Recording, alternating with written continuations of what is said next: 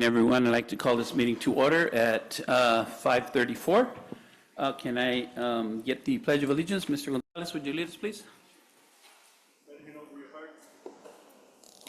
1, 3, 1, 2, 3, ready, begin.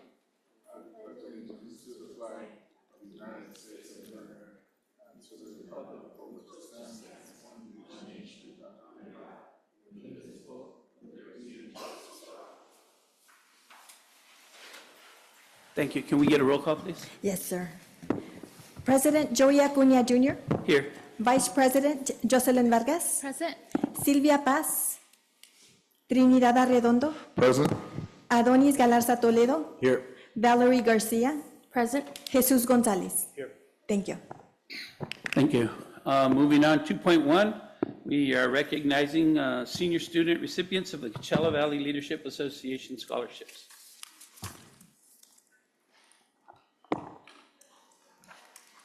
Hi, good evening. Good evening, President Acuña, Vice President Gonzalez, trustees, and cabinet. I'm here to present to you tonight in my role as the president of the Coachella Valley Leadership Association. As you know, CVLA is a professional organization comprised of certificated and classified management employees of CVUSD and is committed to promoting the academic success, social, emotional, and physical well-being of our students. Each year, CVLA strives to support high school seniors' post-secondary academic endeavors by raising money to provide scholarships to assist with their post-secondary education. This year, I'm very proud to announce that CVLA held its first annual fundraising gala, and through generous donations from CVUSD business partners including Desert Concepts, Pro West, Ledesma and Mayer Construction, MSA Consulting, and DLR Group, in addition to creative auction items donated by Coachella Valley High School, Desert Mirage High School, Palmview Elementary, Oasis Elementary, community members and families, we raised enough money to provide $1,000 scholarships to 11 CVUSD students. To be eligible to apply for a CVLA scholarship, To be eligible to apply for a CVLA scholarship, students must be a graduating CVUSD senior, be a graduating senior attending a school outside of CVUSD and have a parent that is a CVLA member, provide an autobiographical essay including information about life goals, activities, and experiences, and provide one letter of recommendation. So now I'd like to present to you the CVLA scholarship winners. Our first winner is Carelia Cruz Diaz.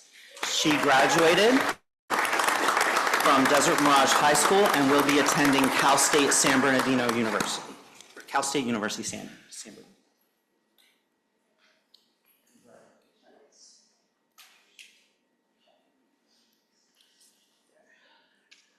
Our next recipient is Chelsea Miratala Jimenez, and I'm sorry if I mutilate the names. Chelsea is a graduate of Desert Mirage High School and will be attending University of California, San Diego.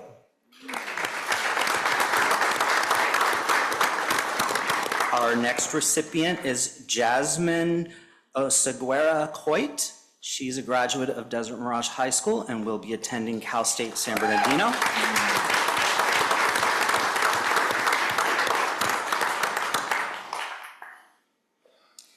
Our next recipient is Valeria Hernandez Zamudio. She is a graduate of Coachella Valley High School and will be attending University of California, San Diego. Congratulations. Our next recipient is Melissa Barajas. She is a graduate of Coachella Valley High School and will be attending Cal State San Bernardino. Our next recipient is Daniel Aguilar. He is a graduate of Desert Mirage High School and will be attending UC Riverside.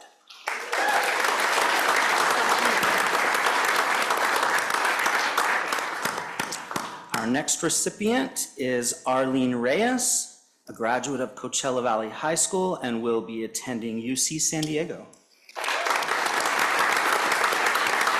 And she was not able to attend, but her parents are here tonight to accept on her behalf.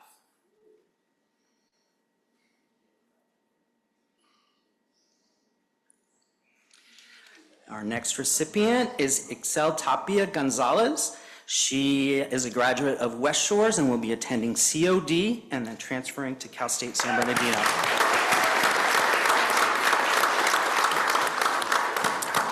Next, we have Lucia Soria Cervantes. She's a graduate of Desert Mirage High School and will be attending Cal State San Bernardino.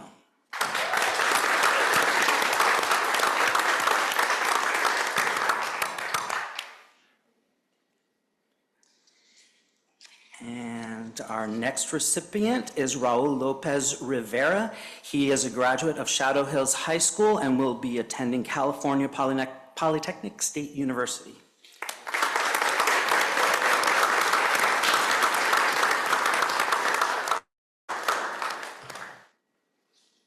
And then our last recipient, Ruben Limas Pimentel, is a graduate of Desert Mirage High School and will be attending UC San Diego.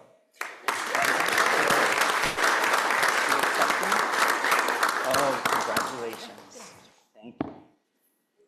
Okay, and these are our winners. Would it be possible for them to get a picture with the board? So if you guys could scrunch up a little bit, because we cannot get that all like that. So just like pictures at school, tall people in the back, I'm at a couple layers. CVLA board? Yeah. So all the boards.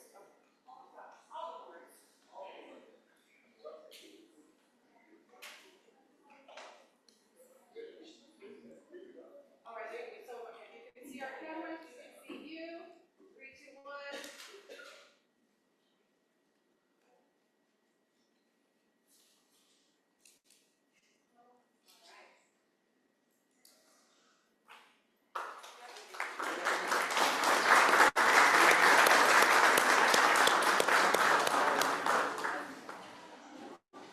You're excited. That's great.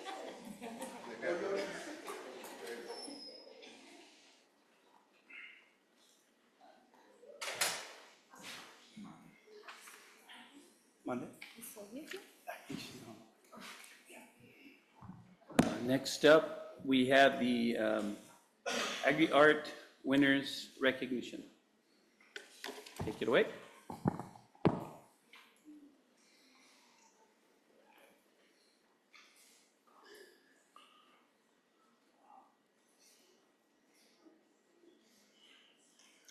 Good evening, Board of Trustees. I'm so honored tonight to present to you our Agri-Art winners.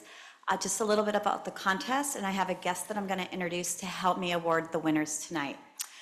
The art contest was sponsored by Growing Coachella Valley. They are a nonprofit really dedicated to our agriculture community here locally to ensure that we protect our resources and that we're educating our youth about agriculture in our valley. So tonight, representing Growing Coachella Valley, I have Mr. George Tudor from Tudor Ranch, and he is going to announce the winners. There were both elementary and high school division winners, and I do want to acknowledge that our 6th graders were lumped into the middle and high school contests, and we actually had some really good results. There's monetary awards for first, second, and third place, and we are going to get this started. So students, when you hear your name called, come up, and I do realize not all students are here tonight, and we will make sure that certificates and checks get to any students who are not here this evening. So first I'd like to introduce Mr. George Tudor.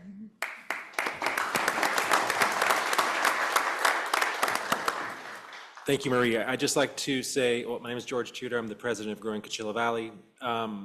This is the second year we've done this contest, and it's something we're all really happy about and excited to see all the artwork. This year, between CV, Unified, and Desert Sands, we had over 600 entries. If you are driving south on 86, right around Avenue 50, you'll see a billboard. The grand prize winner gets their art on a billboard for a month. Nice. And this year was actually somebody from Desert Sands, not CV. But yeah, it's a beautiful piece of art that's on the billboard if you guys get a chance to see it. So let's get the awards going.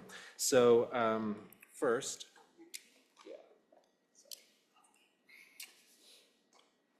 So first, we have the first prize winner from elementary for Eric Vicente from Oasis Elementary, 4th grade, whose teacher was Ms. Rodriguez.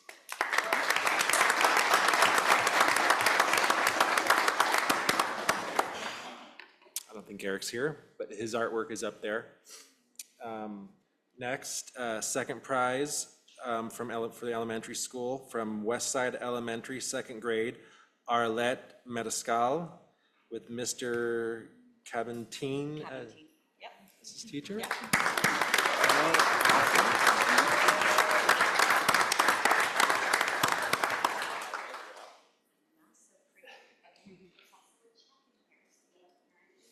That was Kevin's team, little joke. All right, fantastic.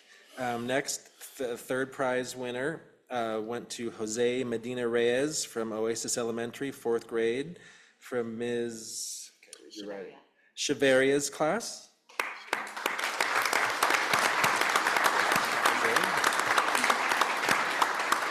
Congratulations.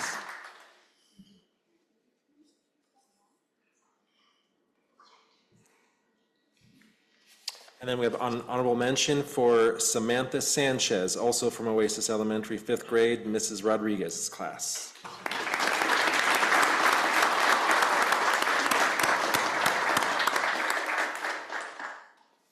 Now we have the middle school and high school winners. First place we have for Jennifer Rodriguez Gutierrez from Coachella Valley High School, Mr. Sleeper's class. Jennifer's not here. Next, we have Alexa Jordan, 2nd place winner from Peter Pendleton. Pardon me, Peter Pendleton, Ms. Cable. Ms. Cable's class.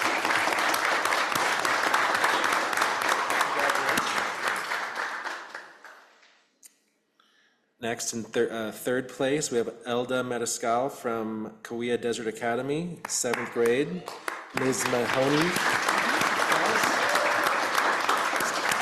Congratulations.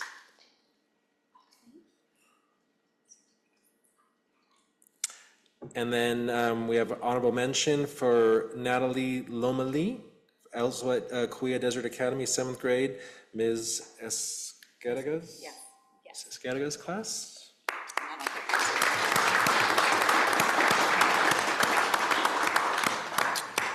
Yeah, and here are the winners. Again, like I said, the art was up there. We had over 600 entries between the two schools, and the board members from Growing Coachella Valley went over and chose the winners. And yeah, we hope to do this every year. It's a great way to get the kids involved and on awareness of the agriculture in the valley. So again, great job, guys, and well done.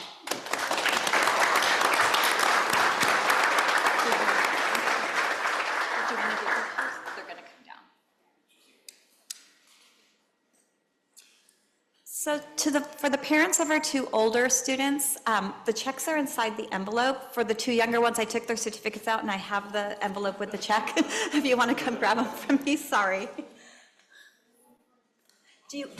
And ladies, why don't you take your certificate out of the envelope carefully so that you don't pull the check out. Thank you.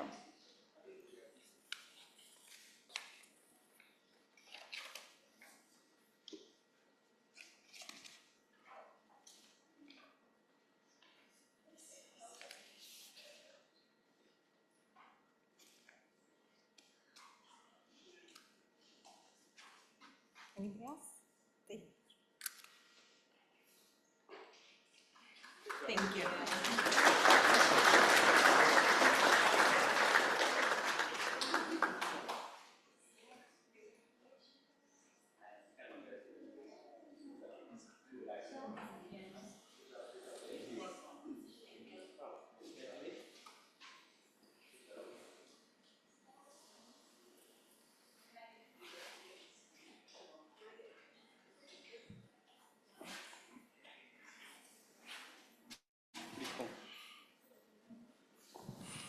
Let me just say on behalf of the board and the district, thank you and your organization for supporting our kids, and we really appreciate it. I know the parents do as well, and I know, while they were a little embarrassed up here, standing, taking pictures, I know their artwork speaks for itself. So thank you very much. We appreciate it.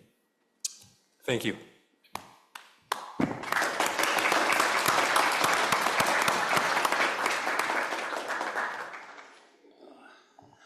Moving on, we're going to change it a little bit. We have a request from the mayor of the city of Coachella to come up and talk about the program that we're partnering with them. So, Mr. Mayor, if you would.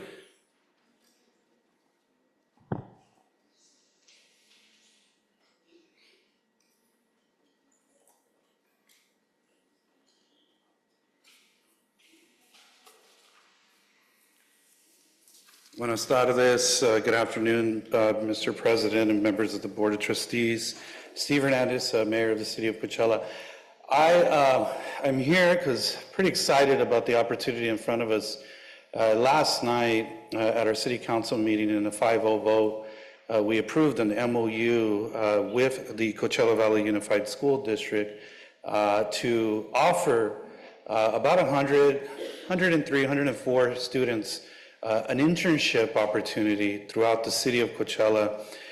This internship opportunity is for students that are 16 to 18, 19 years old that have just graduated as well, but live within the city of Coachella, that they're not just overachievers that are college bound, but people that have a 2.0, 2.5. And what we are suggesting or working with you on, and thank you, Dr. Esparza, as well as members of the administration, is a program that gives them a work experience, but also helps them grow their interpersonal skills, gives a workforce opportunity, obviously, to our small businesses or to our school districts, to our nonprofits. And here's the kicker, here's the main thing. We're gonna pay them $3,000. Nice. And it's a nice stipend. It's a $500,000 program, of which the school district is about 18% administrative fees, and about $92,000 because, thank you to the administrators and teachers who are going to be working with us, we want to pay them too because we want to make sure that those kids are having a great experience. Now we're also going to wrap it around, because every Friday those 100 students or so are going to be coming here or to CV or wherever we decide, and we're going to show them financial literacy. We're going to show them how to public speak. We're going to show them how to deal with problems in the workforce. We're going to show them how to, execute on a vision and get things done. I know as well that there was a question regarding the curriculum, and I'll let Dr. Esparza kind of touch upon what are the ideas so that everybody gets a little something out of this program. The proceeds are coming out of the American Rescue Plan, ARPA. The city was a recipient of about 10.7 mil. And, we have distributed that money very, very well throughout the city. We've given money to folks that were losing their home. We've given money to nonprofits, to folks that needed services for daycare. We've given money to our businesses. We've given money to build a new fire station. And who we haven't focused on, and this is why this program is our youth. Our youth, when you think about the impacts of COVID on them during the pandemic, it was bad. You had kids that were, just learning on their iPads that really didn't get to experience school like many of you did on an everyday basis. And so for us, it's trying to make sure that at least 100 youth from the city of Coachella have an opportunity to put some money in their pocket, maybe learn how to open up a bank account, maybe they'll get, use it in whatever which way they want. Maybe it's a small business. Maybe they can help their parents pay the rent, or maybe take them to dinners on the kids, but our goal is to work in partnership with you all. And it's not just a partnership with an empty, wallet. It's a partnership with money. Now, moreover, we believe that how you show up, it matters. If you show up, and a little lazy, you're gonna feel a little lazy. So one of the things we're doing is we're gonna buy the students polo shirts. We give them 2 polo shirts. There was conversation saying, hey, should we just buy them a t-shirt? And we were pretty insistent, as well as with Dr. Esparza, that no, we want them to have a little uniform so they can, one day, put one shirt on, the next day put another shirt on. But it's a polo shirt that's going to have Coachella Unified School District logo on it, City of Coachella. And we've entitled this program Coachella's Promise. And so I'm asking for your yes vote on the MOU. This is going to be an exciting opportunity. There are many examples throughout the city of Coachella of internship programs in the past through collaborations like this. And one of them, there was an internship program that was offered about 22 years ago. And there was a young man, actually two young men who actually went into City Hall and filmed the council meetings. And they got inspired to go into local service.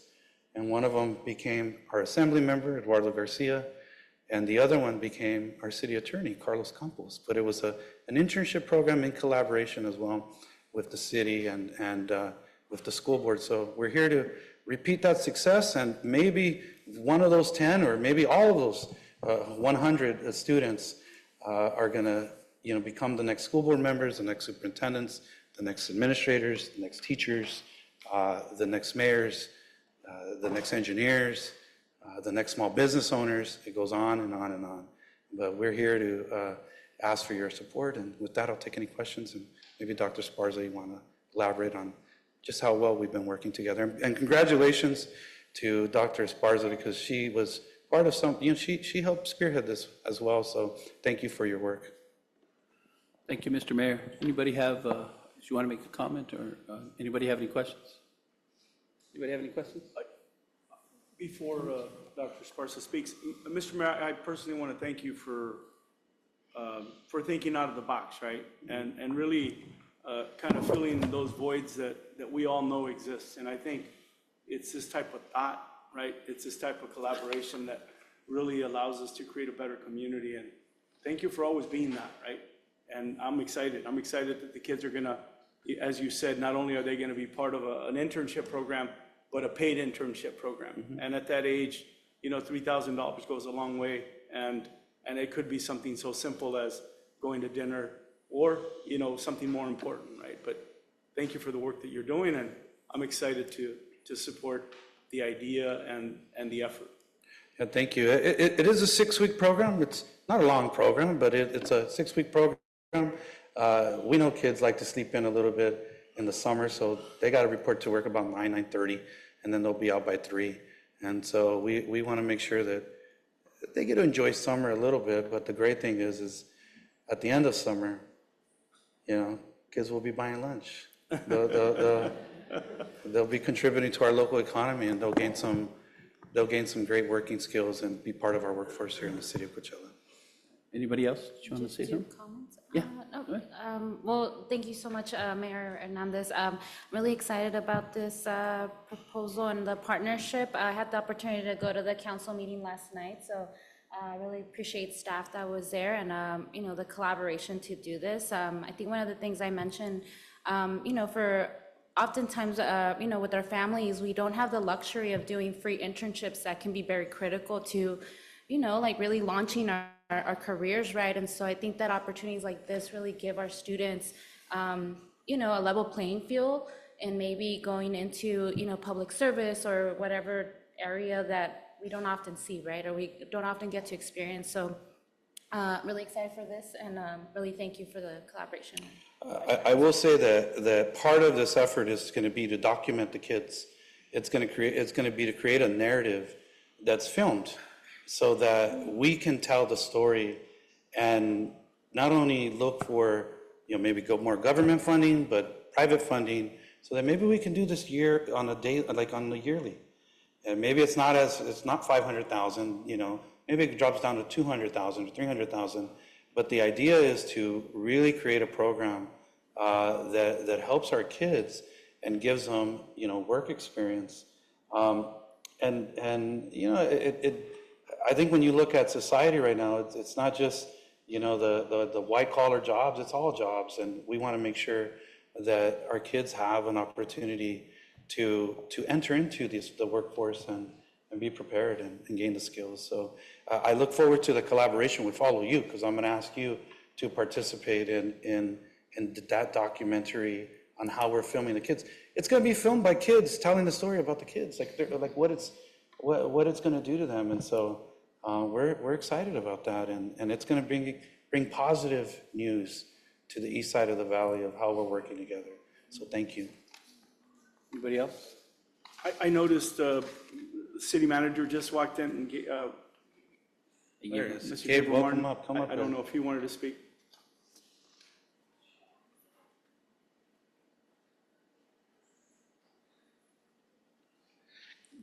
Good afternoon, President, members of the board. I just wanted to thank Dr. Esparza and her staff for working with us and getting the proposal ready and all the agreements ready. We're very excited about this program and looking forward to our kids getting that valuable work experience. So we appreciate the partnership and thank you for everything.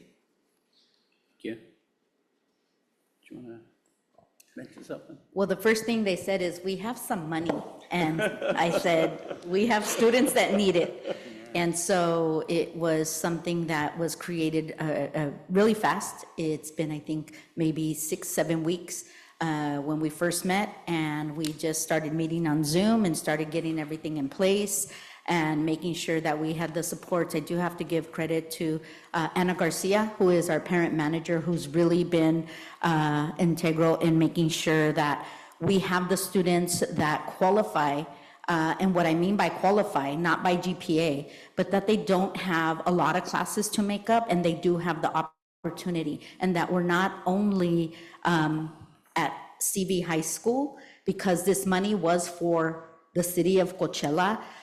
We want to expand it in the near future. We want to make sure that we can get monies for our West Shore students, for our DM students, but we did add a piece of thermal because I wanted to make sure that our LAFA students, those are the students, as a former principal of a continuation, who don't get a lot of opportunities even coming out of high school with a high school diploma. It's still very difficult for them. And so we want them to have those opportunities to grow, to be able to be a part of, like you said, the economic development in Coachella, but that's not what they're thinking about. They're thinking about, what am I gonna do? What am I gonna buy? And we really want to give them the opportunities and teach them how to invest their money, put it in the bank.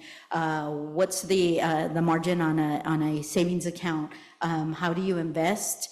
And with $3,000, you can do something. You might not be able to buy a house, but you can start. And what does that look like? What is an interest rate for a car? How do interest rates work and things of that nature? And so we really want to make sure that our students, our 105 students, we're still looking at a few more, have those opportunities to grow, and also that they take on the opportunity to learn how to public speak. Some of them do very, very well, and they'll be our examples and our models on those Fridays, and some don't, some shy away. And we want to make sure that they have the opportunity. Not everybody's going to be a public speaker, but we want to make sure that we give them those opportunities, as well as, like you said, all the other opportunities. We're also implementing cybersecurity, because we did have several students who talked about wanting to go in the tech industry, and they talk about Silicon Valley. And so we want to kind of give them that opportunity that they would get if they were in Silicon Valley. And so we'll be working to teach them a lot on cybersecurity and on a lot of other fields. But thank you for saying we have money and putting this together and helping our youth and helping the city of Coachella create their future business owners. Absolutely, and for us, more than anything, it's the collaboration, it's the partnership. And here's something that I think all of us we probably can attest to.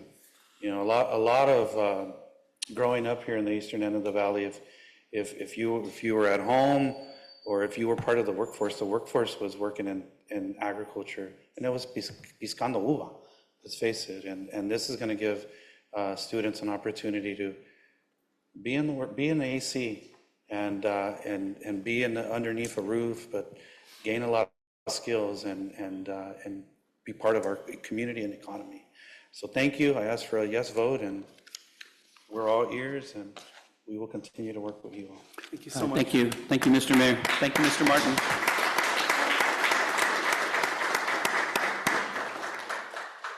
Okay, moving on.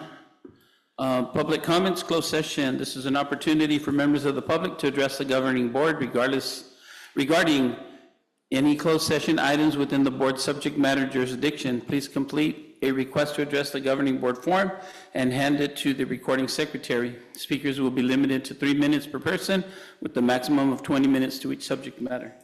Right here. First up, on hiring and retention, Carissa Carrera, President, CVTA.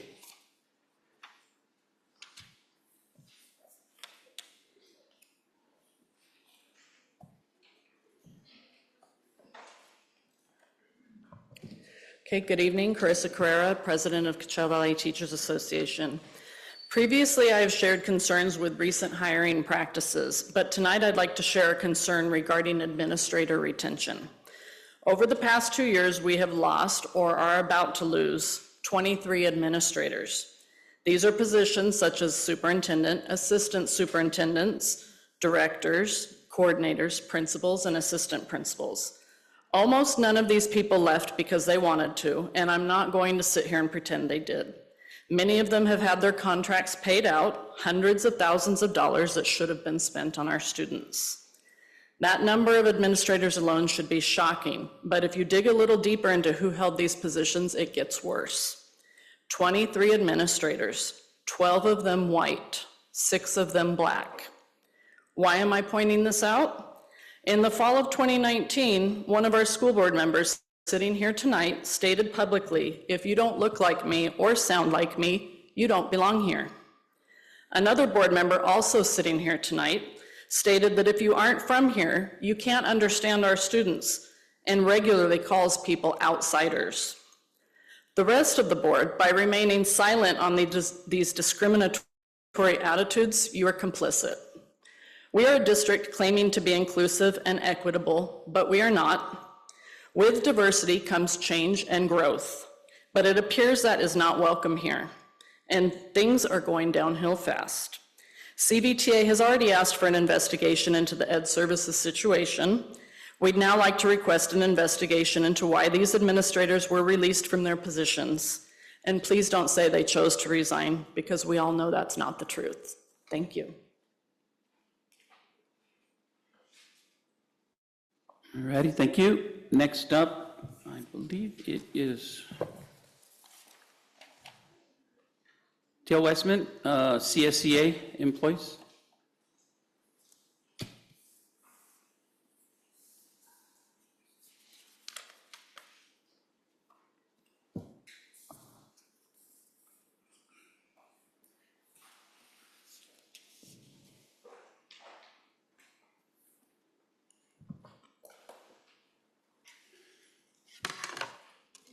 Good evening.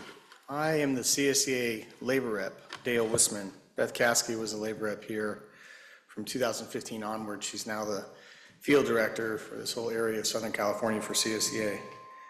I was the labor rep here from 2004 to 2015, and I substantially wrote a lot of the contract back in the day when we were kind of coming into the more modern Coachella Valley Unified. We're going to have more bus drivers coming up here at 8:30 when you guys are out of closed session, but we're here tonight to just give you an update and let you know what's going on. We have enjoyed so much working with Dr. Esparza and having constructive conversations about what this looks like coming into an expired contract. Our contract expires on June 30th in 2024 in just a few weeks. And we've been looking at dental and vision benefits and kind of updating things that we can do within the confines of the budget. And we're looking forward to a successful round of negotiations for your nearly 1,200 classified employees. We do have some serious issues that we're going to bring to your attention tonight, not the least of which is the Director of Transportation, Steve Everson. We'll be filing unfair labor practices against the district for some of the most egregious things that I've seen ever in my 30 years in education. We will be providing to you, Marty has it right now, which is a vote of no confidence against Steve Everson. 85% of the department signed in 3 hours, clearly and legibly putting their name on a piece of paper because of how bad it got out there. The department is not functioning. It's difficult to get parts. 56 buses were downed. And on a very personal basis, I've never encountered an administrator that is erratic and I don't even know what to say about my experience with Mr. Everson, except to say that when you get our piece of litigation in front of the Public Employment Relations Board, you can read it for yourself, including the cease and desist letter we sent. But to make a very long story short, he's attempted to contact our association state president for the explicit purpose of removing our CSA leaders after multiple attempts to tell him not to do that because it would be illegal. We're going to come back and read to you. You'll have a copy of it before that period of time, our vote of no confidence against Mr. Everson, and we're asking that the district investigate these serious allegations.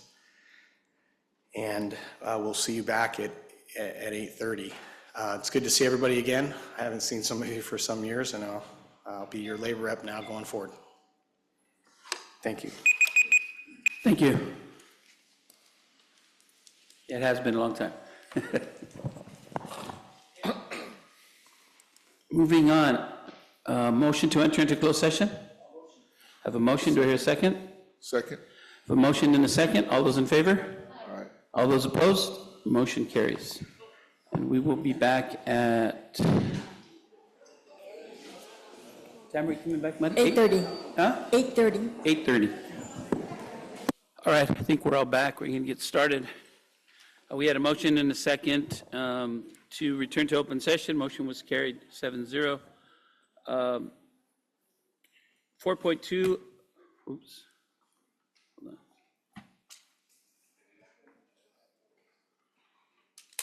Do you want to grab those off her thing and read them? I don't know, she's talking to somebody over there. Announcement of actions taken into closed session? 2 items. The board took the following action in closed session. Approved expulsion case number 22/23-005 for clear reinstatement. Motion was made by trustee Gonzalez, seconded by trustee Arredondo. Motion carried 7-0. And the second item, the board took the following action in closed session. Approved expulsion case number 22/23-015 for clear reinstatement. Motion was made by trustee Gonzalez, seconded by trustee Arredondo. Motion carried 7-0. That's it. All right, thank you. May I have a motion to approval of the agenda as submitted? I motion. Have a motion or a second? Second. Have a motion and a second. All those in favor? Aye. All those opposed? Motion carries. Next item, 5.1, board notifications, request to address the board. Introductory comments and requests to address the board on items on the adopted agenda and items not on the adopted agenda will be considered from the audience at this time. Please complete a request to address the governing board form and hand it in to the recording secretary. Speakers will be limited to 3 minutes per person with a maximum of 20 minutes to each subject matter. Additionally, the person making the request should state his or her name and the name of the organization or group represented. Please be advised that the board is not always at liberty to answer questions right away. State law prohibits the board from taking any action on items not listed on the agenda. So we're got a few here. We're gonna start going through this. So I'm gonna call the one name and I'm gonna call a second person so they can kind of come up and be ready so we can kind of move through this as best we can. First up, Megan Farley. And second up will be Mary Lou Padilla.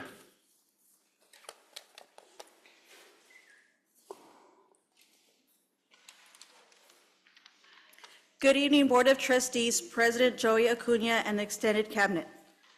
Tonight, CSEA would like to acknowledge our 10 scholarship recipients that was made possible by the contributions of our active CSEA Chapter 109 members. Each student received $1,050. The recipients are from Coachella Valley High School, Liliana Reese, Aubrey Delgado, Mia Dominguez, from Desert Mirage High School, Valley Mondragon, Melanie Hernandez, from Indio High School, Isaiah Espinosa, from Shadow Hills High School, Joseph Martinez, from Xavier Prep, Canyon Pences, Montserrat Avalos, and from La Quinta High School, Caitlin Torres. Thank you. Thank you. Thank you. Next time when we do that, we could have you guys actually bring the students like we did the other ones. We would appreciate that. Thank you. Next, Mary Lou Padilla, and then followed by Manuel Arriaga. Good evening, President Acuna, members of the board, Dr. Esparza, Ms. Salcedo. My name is Mary Lou Padilla. I'm a retired educator from this district who has served for 24 years, first as a teacher, literacy coach, student facilitator, and principal of John Kelly Elementary and Coral Mountain Academy. Tonight, however, I stand before you as an associate of the Equity Group, which seeks gate services for our students. Specifically, I would like to read a letter that is addressed to the board members from the California Association for the Gifted. I will read this as it was penned by their president-elect, Krista Landgraf. Dear school board members, I would like to introduce myself. My name is Krista Landgraf, and I serve as president-elect as well as the advocacy chair for the California Association for the Gifted. We are the largest statewide organization and have been actively serving the needs of administrators, educators, and parents regarding best practices for gifted education since 1961. It is in this capacity that I am reaching out to you. It has been brought to my attention that you are considering adding gifted services into your LCAP. I highly encourage adding gifted identification and services into your LCAP language. We know for a fact that California has diverse gifted and advanced learners throughout the state. Nationally, it is considered that approximately 10% of any population are gifted individuals. Doing so does not require a lot of financial resources. Gate monies that are provided to districts prior to LCFF have been rolled over into districts' general funds. This unique population requires specialized support in order to reach their full potential. Gifted students need gifted advocates in their home, schools, and communities in order to ensure their academic, intellectual, social, and emotional needs are met. Adding gifted services to an existing LCAP helps support goals such as student achievement and student support. This is also another way to ensure family involvement. Gifted parents are very supportive of schools and the school board when they see the needs of their students are being met. The myth that gifted students do just fine on their own is a fallacy. Everyone needs instruction that is at their readiness, interests, and abilities. Most gifted students know what the teacher is going to teach before they even start the school year. Without opportunities to service them at their potential and abilities, we lose many of our brightest minds to boredom and complacency. I am a firm believer that every student deserves the right to learn something new and different each and every day. It is to this end that I encourage you to add gifted services to your LCAP. I guarantee with the appropriate education, you will see results in your students right away. Best regards, Krista Landgraf, President-elect, Advocacy Chair of the California Association for the Gifted. Thank you. And I have letters, I don't know who, just to pass them out or give them to somebody so that you can have them. Mr. Acuna, if I may, for the record, just want to thank you for being here and know that gifted students have been added to our LCAP. Great. Thank you. It's already Thank you. done. Manuel Arriaga, followed by Esther Salmaron. I hope I didn't pronounce that wrong. Good evening, Board President, Joy Acuna, Intern Superintendent, Dr. Esparza, board members. Happy Father's Day to everybody. I'm going to be reading a letter from Virginia Mora, who couldn't be here today. Dear school board members, I'm writing to advocate for the teacher training and certification program for gifted and talented education strategies. Previously, our district partnered with UCR Extension to provide this vital training, but unfortunately, the program only lasted through the first quarter of classes, with most teachers unable to continue on their own without district financial support. I personally completed the courses on my own, but without a teacher cohort, the collaborative benefits and support network that are essential for continuous improvement were lost. Investing in GATE certification is crucial for equipping our teachers with the skills needed to effectively engage in challenging our gifted students. Proper training ensures that educators can identify and nurture the unique talents and abilities of these students, fostering an inclusive and stimulating learning environment that benefits the entire student body. I urge the board to consider renewing a similar partnership or finding alternative funding solutions to support our teachers in obtaining GATE certification. This investment in professional development will have a lasting positive impact on our students' educational experiences and outcomes. Thank you for your attention to this important matter. Sincerely, Virginia Mora, Instructional Math Coach, Mecca Elementary School. Thank you. Thank you. Mr. Arriaga, I want you to know that the GATE agenda is part of the new LCAP. Thank you. Thank you for being here. So, Salman, and up next is going to be Paul Lomali. I think it's Paul. Go ahead. Ready? Good evening, President Acuna, Board Trustees, Acting Superintendent Esparza, District officials, and community members. My name is Esther Salmeron. I'm a parent and educator in our district. My child attends Coral Mountain Academy. I'm here representing the Equity Group, a group of parents, educators, and supporters. Equity stands for Educational Quality for Underrepresented, Intellectually Talented Youth. Thank you for your views emphasizing parent involvement and engagement. In the drafting and development of the new Local Control Accountability Plan, on May 28th, the Equity Group representatives attended an LCAM forum and provided input. At the meeting, we shared 3 key elements we asked be included in the formation of the LCAP. Number 1, services for gifted, high-achieving students during the instructional day. 2, teacher training and support to serve the needs of these learners. And 3, parent representation of this population in site and district committees. On May 29th, a formal letter stating these areas was emailed to the school board and Dr. Esparza. Students rise to levels unknown when they are presented with meaningful learning experiences connected to real-world application, when their work goes beyond their iPad and is shared with their community and the world. As early as elementary, students discover their potential. Case in point, my 6-year-old wrote an opinion and read it to a community group of adults in the Coachella Library, expressing the need for renowned authors like David Shannon, the New York Times bestselling children's author, to visit her local library. The librarian listened, sent her letter to David Shannon, and upon reading it, he decided to make a difference by paying a personal visit and reading to the children of Coachella. Her classmates, as well as children from the community, were in attendance. There were balloons and a book signing. He drew one of his famous characters, David, and it's now hanging on a frame inside the library. My child's school principal, Mr. Boomer, and teachers from Coral Mountain joined in the celebration. This took place last spring. As an educator, I've come to understand students' academic needs. I've served our district in a variety of roles, from kinder teacher to AP Spanish Lit, instructional coach, professional development, ESL instructor, assistant principal, and most recently as an induction coach. I've also prepared teachers in their master's program and formed community partnerships with organizations such as the Living Desert Zoo and Gardens to broaden educational experiences for our students. Today, I'm here as a parent. I'm a member of the California Association for the Gifted and its Family Network, and have learned how students of color continue to be underrepresented in programs. Let's make a change. Thank you for your commitment to gifted education. Thank you. Thank you.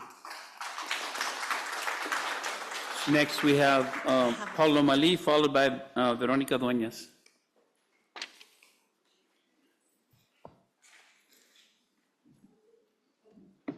Good evening, my name is Paulo Mali. I'm the parts service writer for the Transportation Department. I would just like to express my experience with Mr. Everson and what's going on there. I used to be a bus driver and I moved up to parts service writer. This was back in July of last year. I still drove, helped them out to drive. Okay, one particular day, I could not drive in the morning. They came up to me and told me that I had to drive. I told them I couldn't drive in that instant, but I could drive in the afternoon. I could help them out. The supervisor that told me that left. I sent a text, he sent an email to Mr. Everson explaining what happened. That supervisor came back, threw the route sheet at me, and told me that I had to drive. I told him once again, I could not because of personal reasons. And he then went again to Mr. Everson. Again, I sent a text, I sent an email to Mr. Everson. Mr. Everson came by. He came to the parts office. And he said, your overtime is done. I had no overtime. I filed a formal complaint. In retaliation, his retaliation towards me. Nothing came up from that, okay? A few weeks later, I was removed from the office. I was put in a parts room next to parts, next to the chemicals, next to all the stuff that's in there. And I filed a formal complaint again. Once again, nothing was done, okay?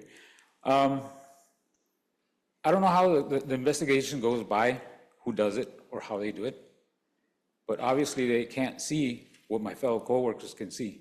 You can ask anyone.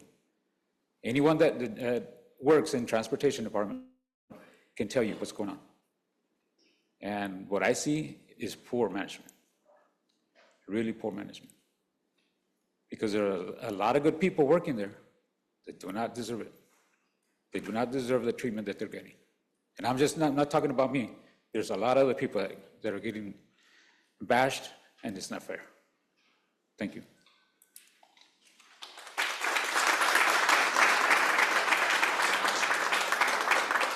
Is Veronica Dueñas, followed by Alejandro Tijarina Jr.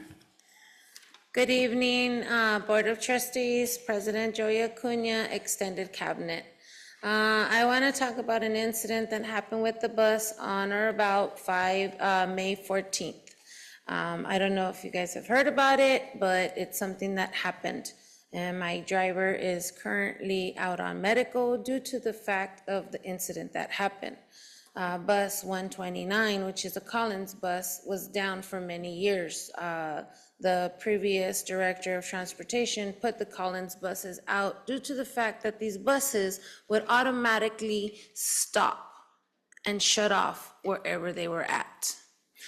2 years later, right, that they have been down, they were sent to get fixed, came back, put the bus on the floor, on the road, and my driver drove it. Well, guess what happened on March 14th, on or about? She was driving the bus with students on board, and the bus automatically shut off. The brakes failed on the bus. She was coming to an intersection with an oncoming semi towards her. Mind you, again, students were on the bus, right? So the brakes fail, she's still going, she can no longer control the bus. At that point, they almost had a head-on collision. But due to the fact that my driver tried to do everything that she could to try to steer that bus with brakes that have failed, at that point, she did. And now both vehicles are literally side by side on each other going eastbound on Harrison Road out there. So the reason why I'm telling you this story is not due to the fact when somebody says, oh, our mechanics are lazy. Oh, mechanics aren't doing something. Oh, the mechanics are just complaining. No, there are serious issues out there. And this was one that could have been the headline for this district. Imagine the headline of a bus colliding head-on with the semi due to brake failure with students on board. And my driver is now out having to live with that trauma because she sees it in her mind every day because she saw that they almost could collide it. Just to let you know, the semi actually did take offense. It took it because it tried to get away from hitting the bus with students on board. So we need to look at a better plan for this department. We need to have better ways of leadership in this department. This is not something that we're making up. It is the reality of an everyday driver's life out there. And you see them behind me waiting for them to speak to you. So please take into consideration what they're going to tell you tonight. Thank you. Thank you. Alejandro Tejerina Jr., followed by Sergio Duran. Good evening, Board. My name is Alejandro Tejerina. I'm a bus driver in transportation. My coworkers and I have concerns that safety is not a priority in this department. And it's concerning because it greatly affects us as drivers transporting our kids. For one, our 45-minute pre-trip has been reduced back to 30 minutes, which isn't sufficient time to properly inspect the bus to the CHP's recommended standard. Not taking into account that our 30 minutes starts when we greet the dispatchers at the front of the door, not even when we're at the bus, which could lead to delays in repairs or on the road due to a downed bus. Second, I have first-hand witnessed a burgundy Yukon pass by speeding through a DM. I was by my service door, could have easily hit me or anyone passing by the school. It was a few minutes before the students were supposed to be departing from the school. Thirdly, meeting the CHP's minimum requirements for the bus evacuations by only giving bus evacuation drills to the bus riders, with the fact that any student can be a bus rider, and an emergency like what happened to 01 last year is not going to wait for ideal occupants. For those that don't know, bus 01 is the one that went up in flames. That's all. Thank you. Sergio Duran, followed by... Hello, everyone. Thank you, ladies and gentlemen of the board. Followed by Rigo Silva. Ladies and gentlemen of the board, Dr. Esparza. My name is Sergio Duran. I've been a mechanic of transportation for almost 30 years. And I'm here because we have a major concern out there. Many of you recall back in January, we had a lengthy negotiation where we got some of the employees back, some of the mechanics back that had been laid off under the previous director. And so we asked, and that we were glad that we were able to get our employees, our mechanics back. And so we also asked to have a plan generated, and we also asked that we needed tools, we needed parts, we needed a plan to be able to make sure that we were efficient. We had a great meeting with Dr. Esparza and Mayela yesterday in regards to openly discuss those concerns. I will say this, myself, and I'm sure many agree, that we don't have any unfavorable or favorable feelings towards the director. We're not there to be in a personal relationship. We're there to get a job done efficiently and as safely as possible. And unfortunately, under Mr. Everson's leadership, we're not getting that. We've asked over and over for the parts, for the tools. They're not coming. They say they don't have the money. We're supposed to have our meetings every single month. It's a two-committee meeting.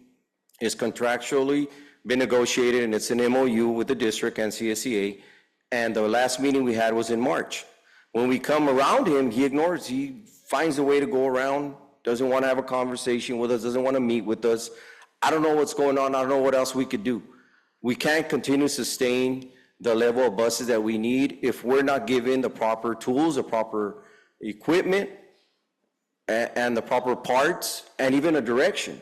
And getting back to bus 129, that vehicle was put out of service because they were deemed unsafe by the previous director. They were put back into service and sent unilaterally, they unilaterally sent the buses to a for-profit contractor without negotiating first with our union, because they can't just send buses out for profit to contracting out. They brought them back. We had another incident where that particular bus had the same failure with another bus driver. I put that bus out of service. Somebody put it back into service. And then it had another accident with Ms. Duenas was stating. We need to keep those junk buses off the roads. We need to have parts. We need to have tools. If you want to be efficient, the money you have spent in our mechanics, you have to help us. Right now, the director, unfortunately, I don't know what it is. He just doesn't want to help us.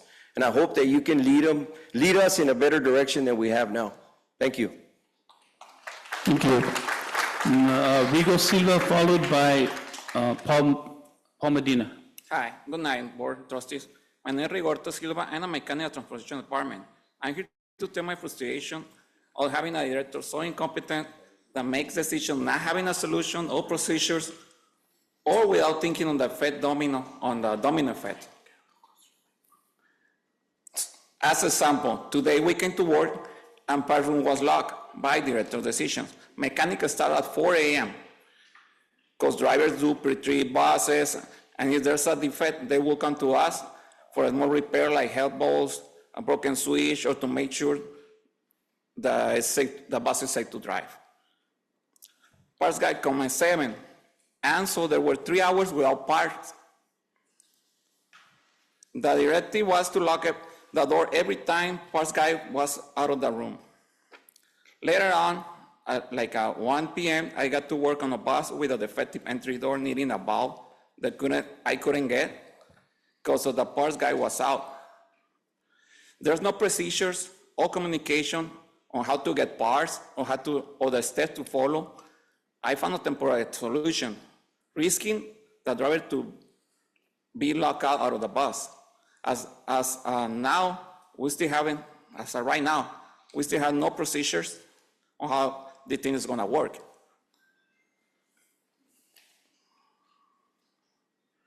Making me feel he's putting everyone in risk, co-workers, students. His competency led us to fail. Please, board, I beg you, don't be like him and find a solution. Thank you. Paul Medina, and then followed by, and I apologize, I can't read the name, it's E-L-L-I, huh? Elio, okay, Silva, I apologize, couldn't read the writing, sorry.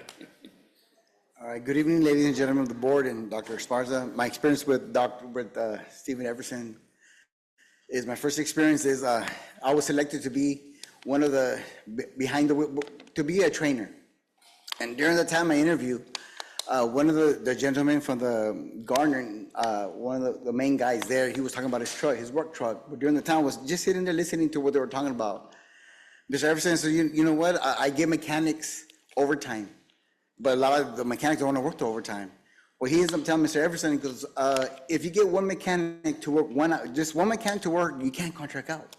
He goes, oh, by the way, but where I came from, I had a friend who told me a little secret. All I gotta do is call the state, and state will come in and override the union.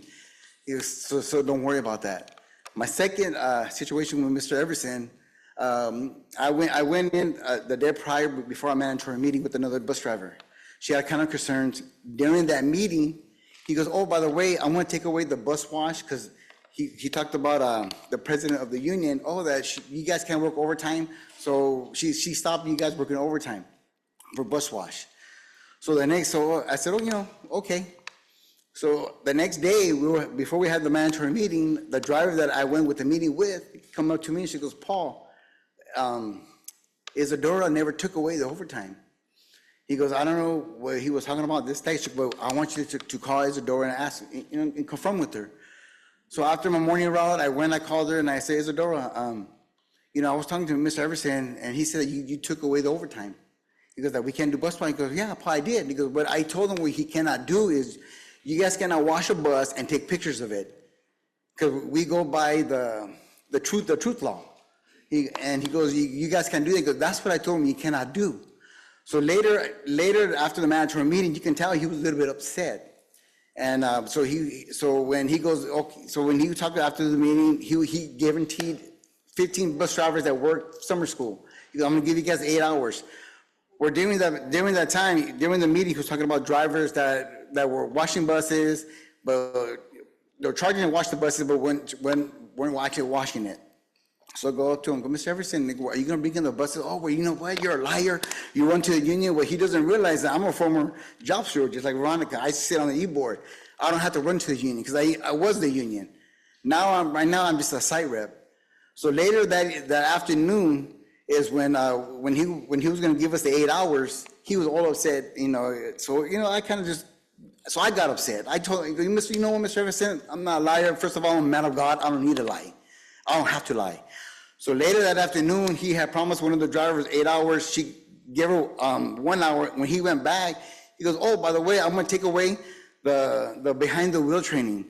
So you guys, what I'm gonna do is, you, Maria Leon, and that guy, well, that guy, his name is Paul Medina. Thank you, good evening, and God bless you guys. Thank you. Mr. Silva, and then Ofelia Fuentes. Hello? Yeah. Oh, yeah. We brought some props. Yeah, hello, board members. Thank you for your time. Appreciate it. Thank you, Dr. Esparza. Thank you, Mayela, for meeting with us the other day. Thank you for your ongoing support of making the transportation a better place and a safer place to work in. I actually brought some tools that were given to us to work with as mechanics, right? These tools are poor quality tools. They're actually used to compress that spring that you see to actually uninstall it on the suspension of the Collins vehicles, right? We're actually installing springs that are twice as thick as that with the same tools that have broken, as you can see. Unfortunately, at this moment, they're supplying us with cheap tools that are putting our lives in danger as mechanics and employees at CVUSD. I'm in the tools committee. They have not had a committee meeting in over 3 months.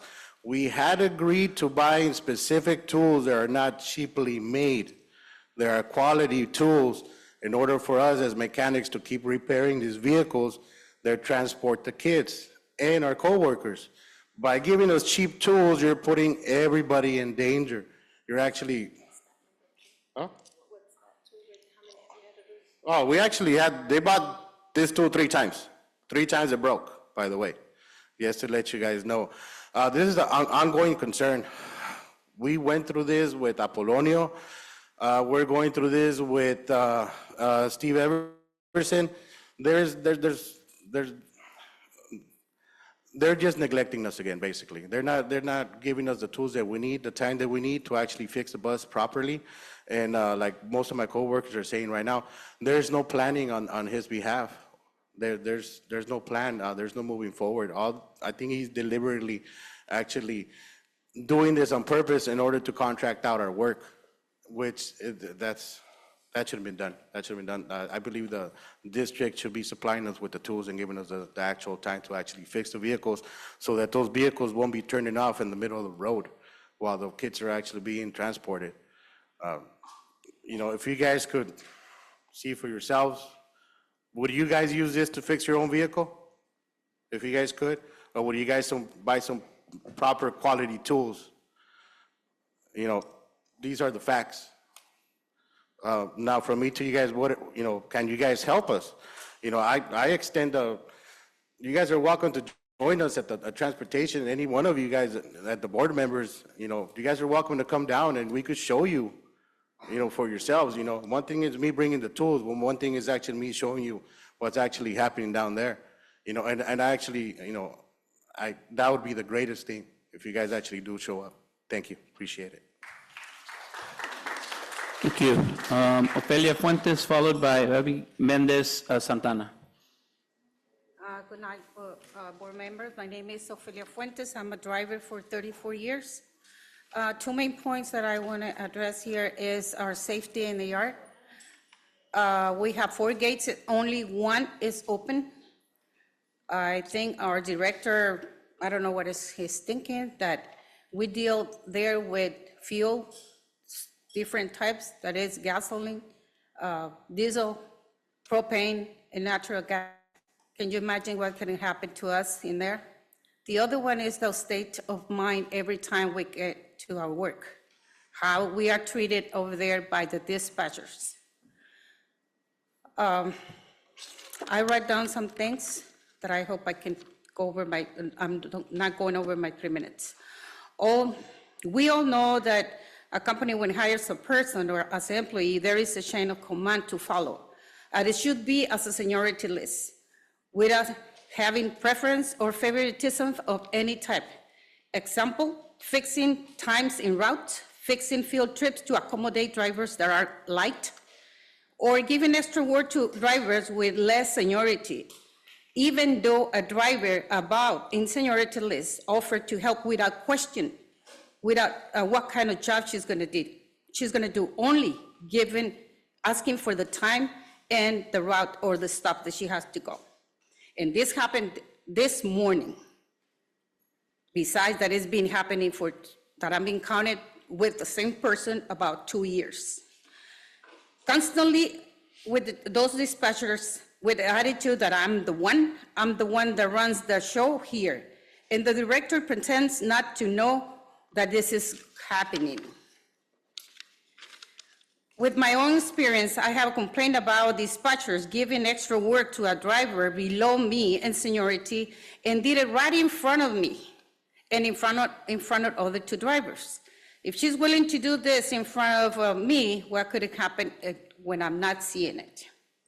We went into the director's office, and he pretended not to hear what we were saying.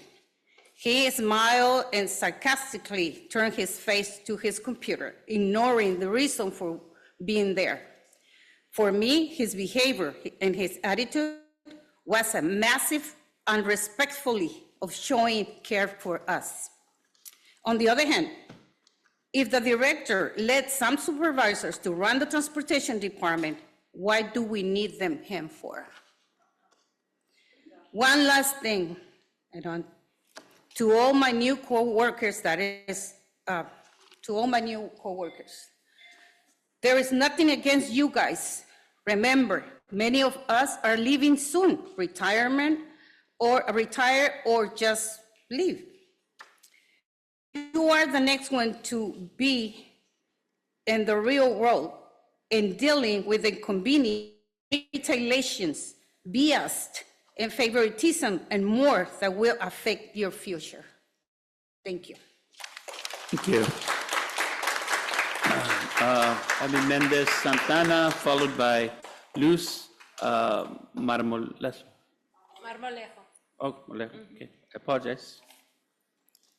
Good afternoon, or good night. My name is Fabiola Mendez. I've been with transportation for 5 years. And well, as you know, we have a lot of issues in transportation. I'm pretty sure you heard about the Disneyland field trip, 6 drivers that went to Disneyland. I feel like when we were getting in meetings with Mr. Everson, he didn't even care to pull all the 6 drivers that went to Disneyland and talk about what happened. He was just judging us and accusing us of stealing time. And ever since that field trip, we've been, a lot of 6 drivers, we've been feeling that, there's been a lot of retaliation because we filed a complaint against him. Because what he did to us in that meeting up to this now, like, we don't know exactly why we were having those meetings or, what we were accused of. Because we even told him, like, you need to let us know, for example, for me, what did I do wrong on that field trip? He was just pointing fingers and accusing us of a lot of stuff. And it wouldn't happen, the issue that happened there, it wouldn't happen if, whoever was back in dispatch had more communication and they should have done the best for us 6 drivers that were at Disneyland. There's not a lot of communication between dispatch, management. I mean, there's a lot of stuff going on. And like the mechanic, my coworker said, you guys are welcome one of these days to go into transportation and see what really is happening. There's a lot of retaliation against a lot of our, my coworkers. And I'm telling you, up to this now, like, I don't even know why I was on those meetings because he never said to me what I did wrong on that field trip. And then because he was very unprofessional when he put it out there on a meeting. He put it out there and supposedly it was an investigation and he just brought it out there.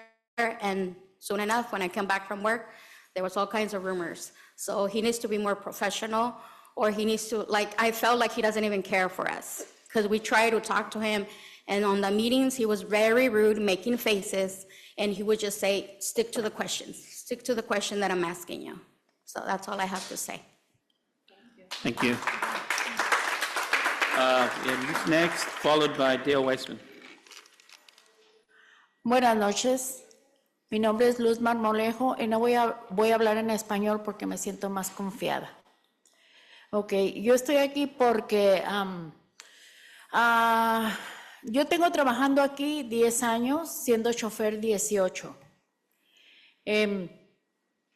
Desafortunadamente, hemos tenido tanto problema ahorita este año con transportación. Yo pensé que al llegar Mr. Emerson todo iba a cambiar. Una vez fui y hablé con él en su oficina, no sé si se recuerda él, le digo, ¿sabe qué? Aquí transportación necesitamos un buen director, un director que haga, que vea, que escuche a los drivers, que vea, que salga. Pero desafortunadamente no ha pasado así.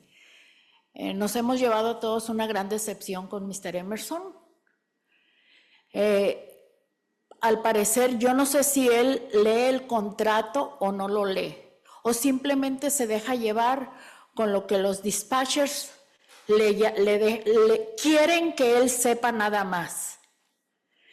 Y desgraciadamente estamos divididos, dispatchers, hay grupitos así, y no se me hace que sea justo que a ciertos drivers nos tengan como, nos brinquen, nos hacen sentir como personas que somos de menos valor que otros. Eso es muy feo. Mire, hace poco una dispatcher me sacó mis hojitas del time card de quien es mi supervisora. Sacó unas hojitas donde yo tenía IA en la tarde. Mi ruta está split, tengo 2:45 en la mañana, 2:45 entre medio y 2 horas en la tarde. Yo hablé con Amelia Niño para ver cómo le iba yo a hacer con mi tiempo de IA, porque en la tarde trabajaba 2 horas y ella me dijo, Rich Management te tiene que pagar 4 horas. Y esta persona fue y me dijo que no podía yo hacerlo así, que lo que ella estaba viendo que yo estaba haciendo fraude. Yo hablé otra vez porque yo me preocupé, dije, ¿cómo voy a estar? ¿Cómo? Yo hablé de vuelta con Amelia y tuvimos una junta. Y pues gracias a Dios todo se arregló, pero necesitamos un director, pero director que se involucre, que no se deje llevar por los dispatchers o por cierto supervisor, porque también hay un supervisor incluyendo a los dispatchers que hablan con él mucho, se encierran en la oficina y pues no sabe lo que en realidad está pasando acá. Hay grupos que nada más a ellos les quieren dar el extra work. Otra cosita, poquito. ¿Cómo se sentiría que amanecieran sus llantas, que encontrara sus llantas de sus bases flojas? 4 llantas, 4 tuercas. Por favor, acabe su tiempo, porque hace tiempo se acabó su... Por favor, gracias. Dale Weissman, followed by Mary Meyer.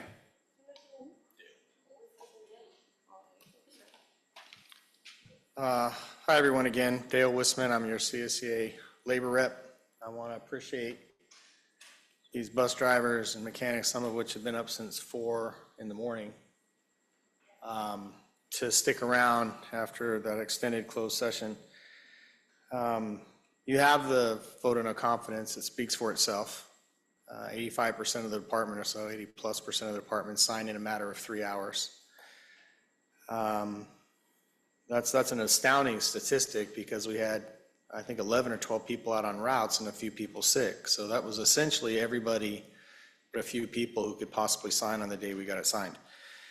I've been a labor rep for 20 years and I've never seen a vote of no confidence signed as clearly and legibly and quickly as this vote of no confidence. It is clear to anybody who lives in that department that Mr. Everson is not fit to serve as a director and he needs to be removed. Now, don't take my word for it. We're just asking you to conduct the investigation to determine whether or not all this is true or not. I don't know if you got the mechanic part, but that little caliper breaks and then shoots out when you compress the spring. And you don't need safety goggles, you need a suit of armor to stop that from going through you. They can't get their jobs done. 56 buses were downed. We've entered into an MOU that allows you, once all your positions are filled and you've offered overtime, to actually contract out the work when we are at full capacity. That's actually what the MOU says. That's a preferential MOU to the district. And the department can't even run to the point of filling those positions so that you can get assistance from the outside for some of the bigger projects when our mechanics are fully occupied. There is no structural problem with any of the paper between the union and the district. The problem is a director who can't run a department and has literally upset almost everybody he's come in contact with. Not the least of which is that when our own union leadership expressed dissatisfaction, Mr. Everson decided that the response was to go to our association president and attempt to remove our union leaders by using our own internal process to try to remove them. Now, that's an unfair labor practice for interference. When we did the vote of no confidence, his next response was to hold a captured audience meeting to put these people in chairs, demand that they stand there and sit there in paid status while he railed upon the union and called individual people liars. You can't do that.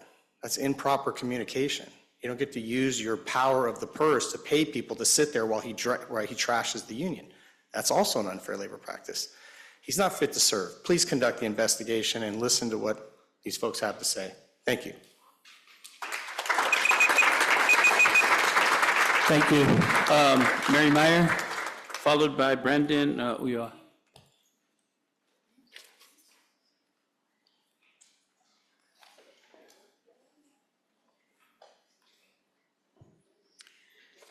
Good evening. I'm here about 6.1 written communications. I originally sent or submitted something on May 16th, and I was listening when Union President Carrera spoke about written comments not being read aloud, and then President Acuna, you asked if there were any written communications and commented that you didn't see any. I know there was one, at least, because I sent it. So I'd like to read that comment here now. First, I would like to thank Mr. Acuna and Mr. Arredondo for their time and assistance in helping to resolve maintenance issues that were student safety concerns at Mountain Vista. Please know that I did attempt to have the problems addressed at a lower level before going to board members, but was unable to make any progress. As an employee, I have attempted to contact the departments directly overseeing issues of concern, but that can often be difficult when the names of contact information for certain positions have not been updated on the district website. I've reached out with concerns about these omissions and errors only to be told that it is very difficult to update the website. I have found our IT department to be knowledgeable and believe they are capable of making these updates. So I am here asking for the help of the board in updating the website. If the position is currently not filled, I would like to request that there is a contact name and email listed so employees and community members know who to contact. And that was my original message. Today, I just wanted to add that I normally attend the facility committees meetings, and how I know about them is that I've requested in the past to be alerted, and this time I was not. On the district website for the 23-24, and I'm not misspeaking, the 23-24 school year, it lists coming soon as the schedule. So clearly, that needs to be updated. Agendas aren't listed, but not even when the meetings will be. And in the past, the Zoom link has not been correct. For a meeting that is a public meeting, it's not very public if we don't know when it is, what's going to be talked about, and if the link isn't correct. Last I knew the link was correct, but since we didn't know there was going to be a meeting, I don't know how the public would attend. I appreciate any help you can offer in updating the district website so this information is publicly available. Thank you. Brandon Rio, followed by Sandra Ramirez. Hello, everyone. Antes de comenzar, nomás les quiero dar muchas gracias por todavía estar aquí, a mis padres y a mis partners. So kudos to you for still being here. Thank you, thank you, thank you. So dear board members, president, and CVUSD board, on behalf of Alianza Coachella Valley Community Justice Campaign, I would like to thank you for making restorative justice a funding priority for the school district as part of the LCAP. Investing in restorative justice is an important first step in replacing punitive discipline practices with interventions that focus on building community, accountability, and overall positive school environment. As you prepare to adopt the LCAP for 2024-2025 school year, Alianza Coachella Valley wants to emphasize two important items that we would like to see incorporated within the plan. One, we request a publicly available restorative justice implementation plan for the district. This implementation plan should include a report that highlights the current status of restorative justice programs at our schools, which will better inform the district and our community on what is working, which areas need more support. Once the resources have been secured for restorative justice, it's critical to develop an implementation plan to ensure the benefits of restorative justice are seen district-wide. And two, identify and publicly announce the department and/or staff members tasked with the development of the execution of restorative justice implementation plan. Our community, including parents, students, have been vocal about the need for restorative justice practices and policies within our schools, and sharing who is in charge of restorative justice implementation and the progress reporting will bring greater transparency and accountability, and not just that, but give them credit for the hard work that they're also doing. It's important to note the results of the local climate survey showed a decline in sense of belonging from 2019 to 2023 across all our age groups. Elementary school students surveyed declined to 68% in 2023, down from the mid-70s where we were at in 2019. Secondary students also showed a decline of 9% from 2019. Of the 4 questions that were answered, I feel like I am part of this school, scored the lowest favorably at 44%. The local climate survey indicates that students' sense of belonging and connectedness has declined since the pre-pandemic era. Funding for restorative justice without comprehensive implementation plan or a dedicated staff will not yield the positive results that our students and parents, educators deserve. It is clear that restorative justice is needed now more than ever to ensure that students feel a sense of belonging and connectedness to their schools and communities. Thank you. And you also have a letter on your desk as well. So thank you very much. Thank you. Sandra Ramirez, followed by Ana Rodriguez. Sorry. Buenas noches, miembros de la mesa directiva. Mi nombre es Sandra Ramírez, yo soy miembro de la comunidad y tengo hijos aquí en el distrito. Y la razón de que estoy aquí ahora es para sugerir que en el plan de implementación de la justicia restaurativa se asignen fondos para crear un grupo de trabajo que se encargue de asegurarse de la implementación de la justicia restaurativa, que se permita a los padres y la comunidad participar. Y así asegurarnos que se beneficien a los estudiantes de ahora, pero también a los estudiantes de las generaciones futuras, que sea algo sostenible a largo plazo. También nos daría la esperanza de un ambiente equitativo y la justicia social, verla hecha realidad. Y así disminuir el poder que históricamente o demográficamente hablando a través del lente de la conciencia crítica, ya sea la raza, la clase, la sexualidad, el género, y así ser parte integral de las prácticas de la justicia restaurativa. Como madre de familia y que he estado en esos espacios ya por 10 años, es increíble, pero quiero darle las gracias porque ya tenemos el lenguaje de la justicia restaurativa en el plan, en el LCAP.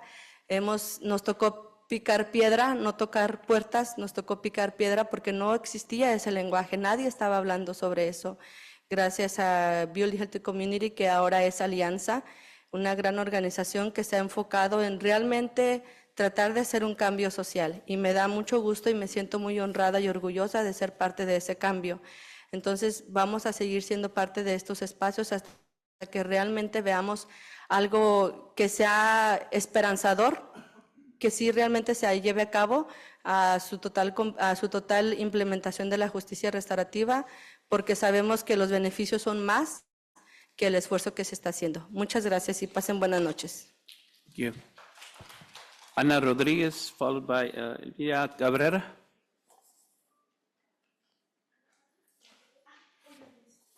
Ana? Anna's not here, I guess. Good night, everyone. I'm Evelia Cabrera, an alumni from CVUSD and a recent graduate from Casa University San Bernardino, and I'm part of the community justice campaign with Alianza Coachella Valley. And I've been making public comments for the last 4 years as a student, alumni, community member, and organizer to enhance the need of the implementation of restorative justice in our district. I'm happy to see the progress made. And based on the LCAP, there's funding going into restorative justice trainings for a portion of the school staff. But according to the California School Dashboard, there hasn't been much improvement on the suspension rate or graduation rates. For that reason, I'm here to request 2 things from you all. Number 1 is to provide a public and accessible restorative justice implementation plan, that it should include a report that highlights the current status of the restorative justice program at our schools. This will inform not only the district, but also the community, including parents, teachers, and students, about what is successful and what needs support. It's important to have this implementation plan to ensure that the benefits of the restorative justice practice, there's an implementation district-wide.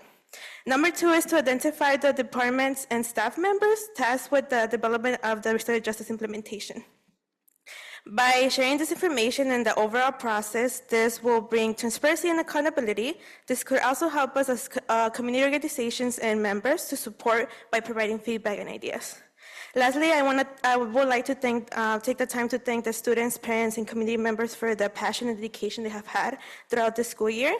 And also thank you all for including that language in the LCAP. And I'm hopeful that together we can work towards a common goal. Thank you.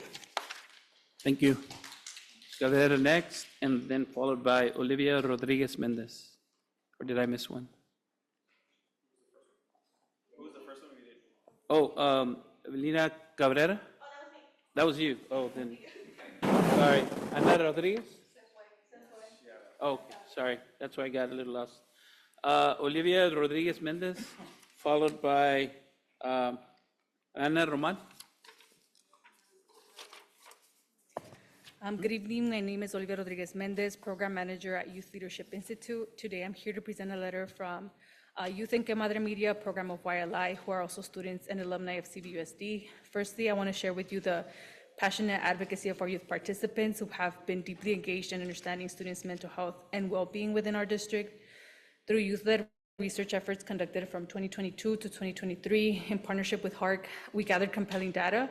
60.8% of students report experiencing depression or extreme sadness, and 68.5% experience profound nervousness or anxiety, while 78% of students feel confident in finding at least one safe space within CVUSD.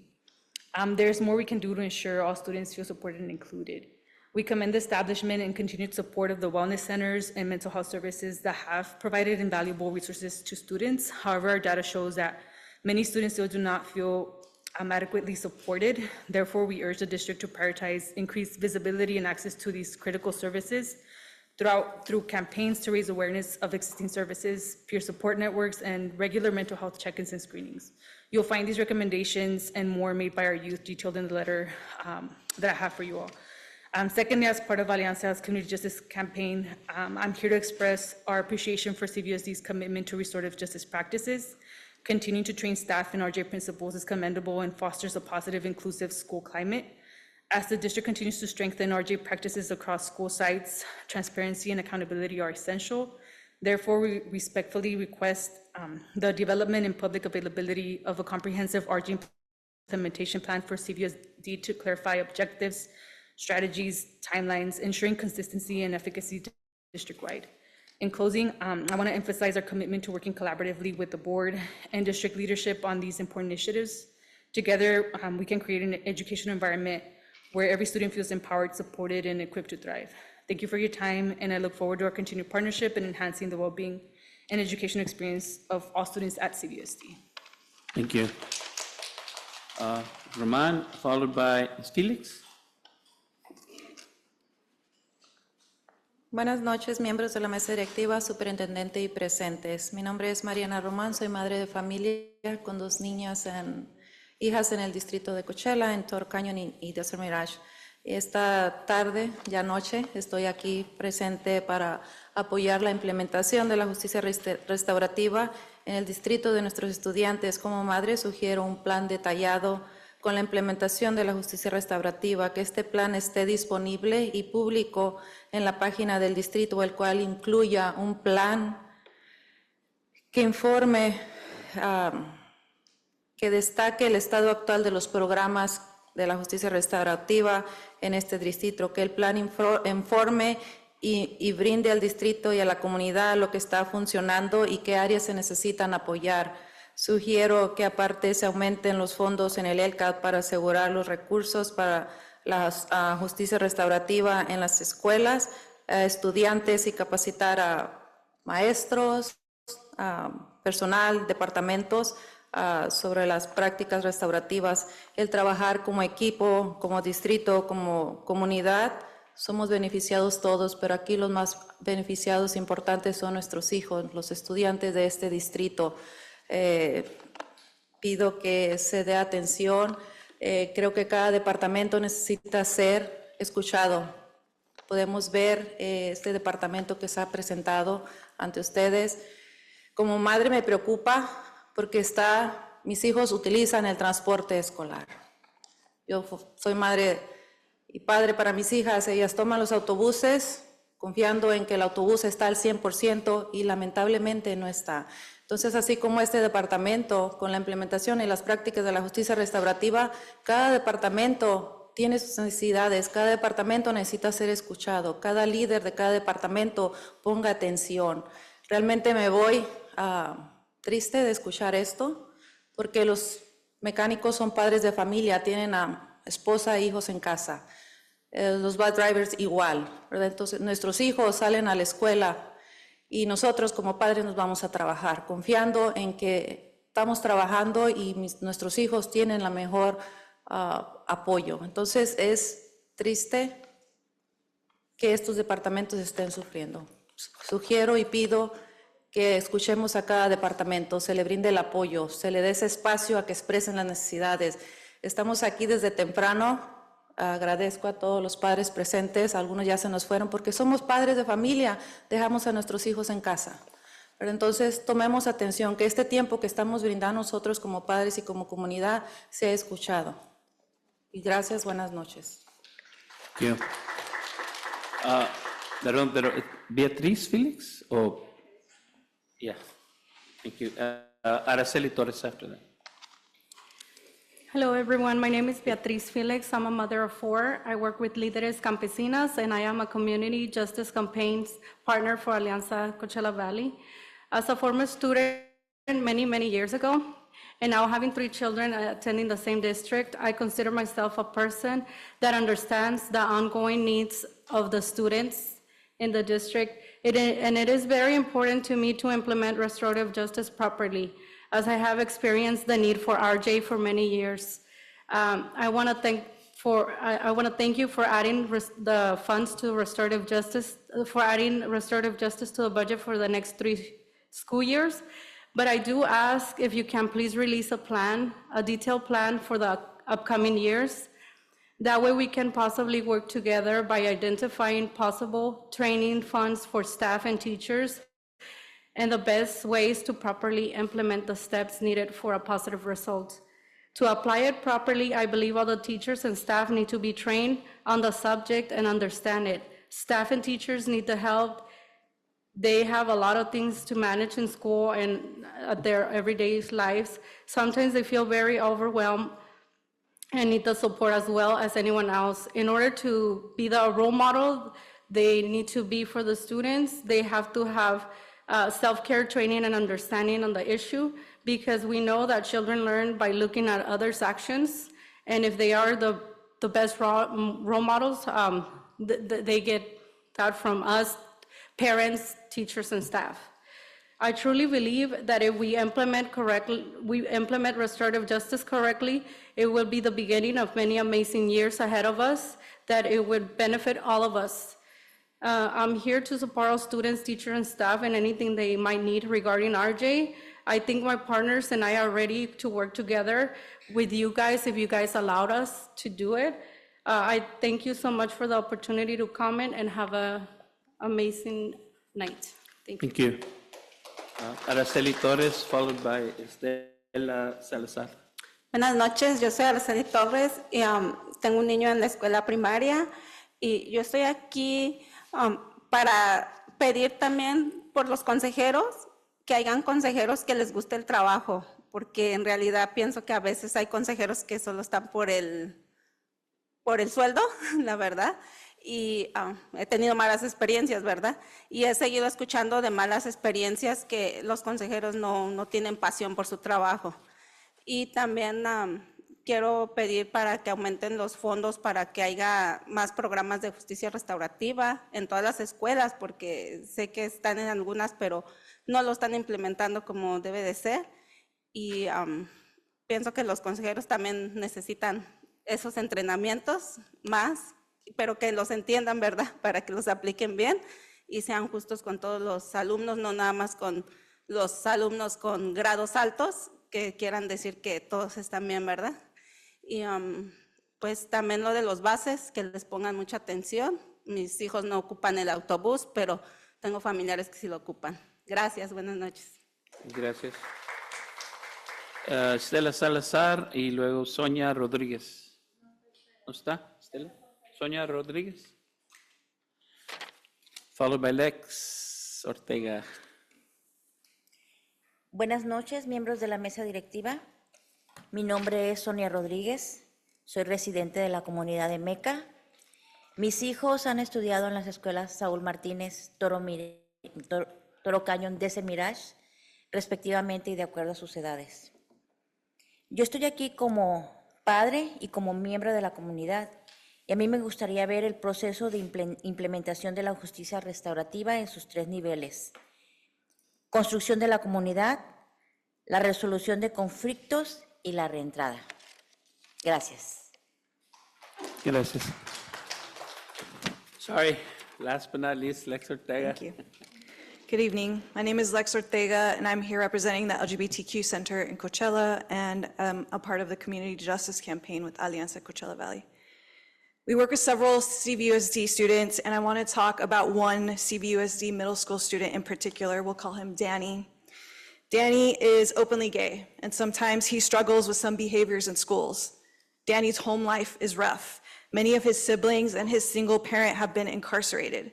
One might look at him and believe he is destined for the school-to-prison pipeline. To make matters worse, his single parent might often say comments like, "Danny's not normal," for simply being who he is, a gay kid who's in middle school.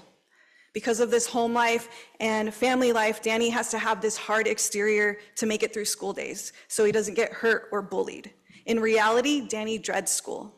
But the moments that I see Danny shine are when adults, like our team at the center and others, can approach him with curiosity about his behavior, and most of all, affirmation for being who he is, a preteen gay boy. By building trust and strong relationships with him, I've seen tremendous growth in Danny outside of school. And my hope is that he can feel that trust and support in all of his classes so he knows he belongs, and consequently change some of these behaviors that he engages with at school for his protection. I truly believe that restorative justice practices can accomplish this within our schools. So I'm really happy to see that the district and specifically the Student Support Services Department is supporting restorative justice practices this year. We think it would be doubly helpful to have some sort of written implementation plan, which can help inform the community of all the district's efforts in a really clear way. There's a lot of projects that Student Support Services are leading, and it would be helpful to just have it all written so we can point to all the great work that is happening there. Secondly, I want to continue to applaud the Student Support Services team for all their work and really embodying what we want to see across all of our schools. And they have multiple and varied responsibilities, so it's important for us to know which district and support staff are leading which projects, like restorative justice and practices implementation, and similarly, gender support coordinators or counselors. That way we can give proper kudos and feedback. And lastly, it is Pride Month, so I want to shout out our allies within the district, specifically Miss Alyssa Parks, who tirelessly and countlessly, and I think to this day, without extra pay, steps up for the district to support students in this way. And so I hope that there can be additional stipends for teachers like her who step up above and beyond in their daily roles. Thank you so much. Thank you. That concludes our public comment. I don't have any more slips. Thank you all for hanging in there with us. Moving on, 6.1, written communications. I don't see any here. Item 6.2, board member reports, board requests for future board meetings. Mr. Redondo. Good evening. Thank you, everybody, for being here. There's a lot of things that we have to continue to work on, and I hope that we do. I hope that we can resolve all issues that are out there pending. This last couple of weeks, I've been able to visit about 15 school sites. There are some things that I see, and I know that as we have budget constraints, that things are important, like a new basketball courts for Peter Pendleton Elementary School, where we have concrete that for me is unsafe for our children. So I hope that we can do that over the summer. Also, our water fountains, I hope that we can look at them and see temperatures are over 110 out there. Our students are out there at times, and I think we need to make sure that our water fountains are working, that our bathrooms are working, that we have proper shade structures that are replaced, from the bad winds that we've had. So my hope is that all this stuff is being looked at as I continue to walk through schools. My mission is always to look at things to support students. I just want to give a shout out to National Compadres Network, who's doing the Joven Noble Advanced Training. I got to sit in there and really appreciate the work that they're doing. And I hope that it continues to just expand in our role for transformational learning. Like I said, I hope that we can make sure that our district is always transparent, forthcoming with information, and that we have a plan to not only for the summer, but we have a plan also for the upcoming school year, and just the things that we need to do. I know that the AC refresh has already started at the K-12 campus, so AC is very important. But there are a lot of things that we need to work on as a district, and I hope that we just continue to do the best that we can. And as for me, it's important that we're always transparent and forthcoming with all the information that we need, and making sure that the littlest things, that our students are safe, first of all. Students are safe, and they have adequate transportation, that they have adequate equipment in the classrooms, that they have all the supplies that they need. I did hear that summer school classes have started and we don't have all the supplies that they need, so I hope that that's something that we can take care of. So with that, those are all my comments. Thank you, Mr. President. Thank you. Board Member Garcia. Thank you for everyone who stayed. We know this has been a very long meeting, so thank you for everyone who stayed to comment. We hear you, and we'll be looking into everything that is listed. There's quite a bit, right? Was able to go to the graduations this year. Congratulations, CVUSD staff, for all the hard work. You got our students through another year. It's excellent. I know we still have adult school ceremony later this month. We can't forget about them and all their hard work as well, but another year down, it's so nice to see how hopeful everyone is at the end of the year. Can't help but be caught up and emotional about it, because it was excellent to see our students thriving in that way. End of school, anyone who's not working summer school or or is able to have a break, please rest. Everyone who still works within the district offices and at the school sites, we thank you for your work. I know it's very hot out there. Summer school, our students are there. Started the day after school ended. I also heard reports where not all of the educators had the supplies they hoped for, since they moved from site to site. They weren't in their usual location. So if we could look into supplies, I did hear that some school sites, they didn't get anything and they'd moved over, right, to other school sites. So if we could look into that. Happy Father's Day to all of our fathers who are here in the district, work for us, all of our parents that are out there. I know that we have so many that come here and talk with us. We do hear you. We are trying our best for your students, and we will look into all of the things that were brought up today and every day that you guys bring things up to us. There are discussions that happen behind closed doors. We're trying to get this stuff figured out for you all. And with that, thank you. Thank you. Board Member Galarza. Thank you, President Acuña. Just really quick, I'd like to congratulate every one of you on another successful academic year. I know it's been a journey, right? But nonetheless, this is my favorite time of the year. Looking at families celebrate their kiddos reminds me of myself a couple, 2 or 3 years ago. But definitely, congratulations to each and every one of you. Thank you. Thank you, Board Member Gonzalez. Okay, I wasn't ready for that. I too want to thank our staff, our teachers, and our classified staff for just jumping right in.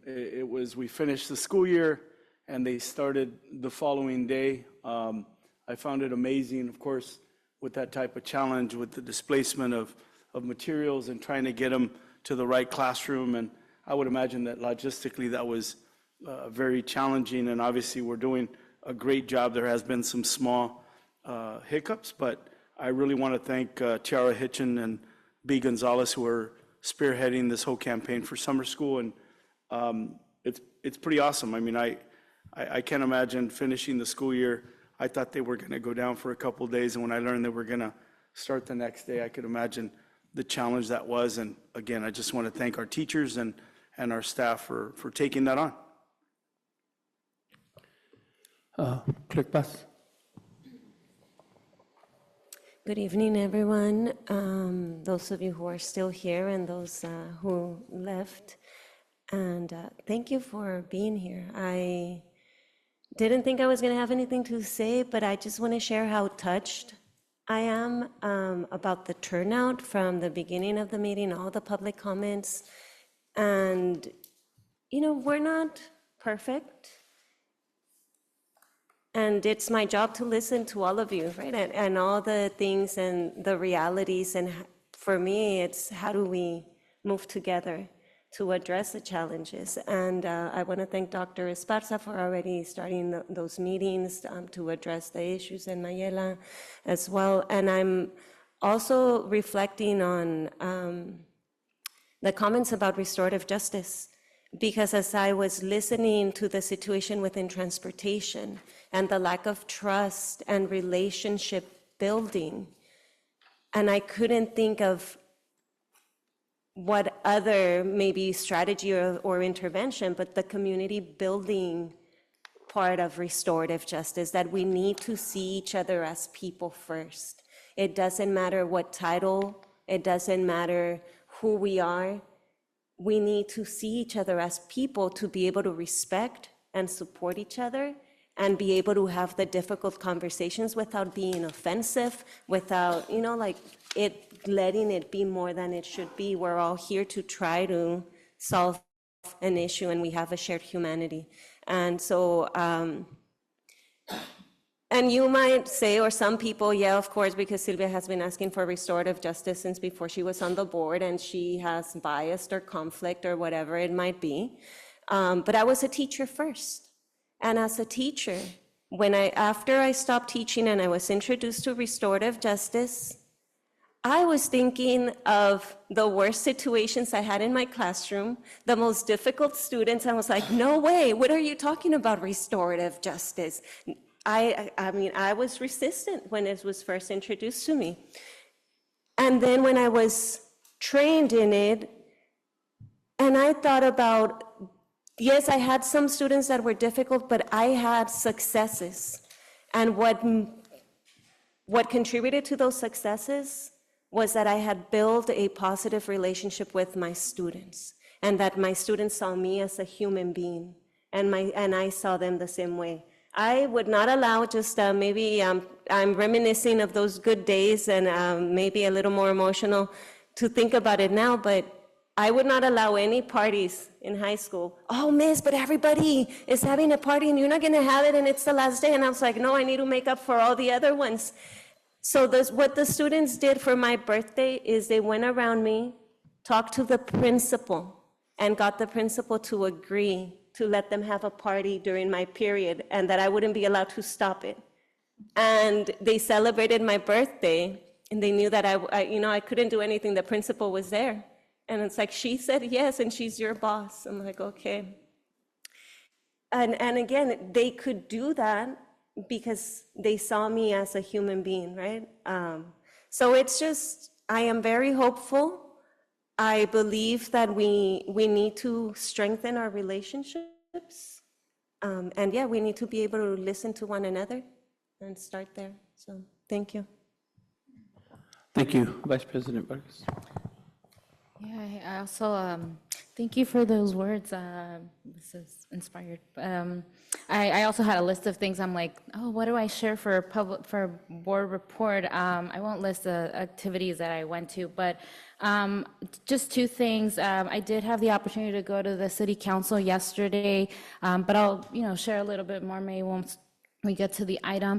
Last May, I had the opportunity to be a presenter for migrant education leadership, and Trustee Paz's kind of words, it really helped me reflect on my own leadership to some of the things that you're saying, right? Like, so it was sharing kind of like my leadership trajectory, sharing with the migrant education students who are going through like a leadership institute, and so.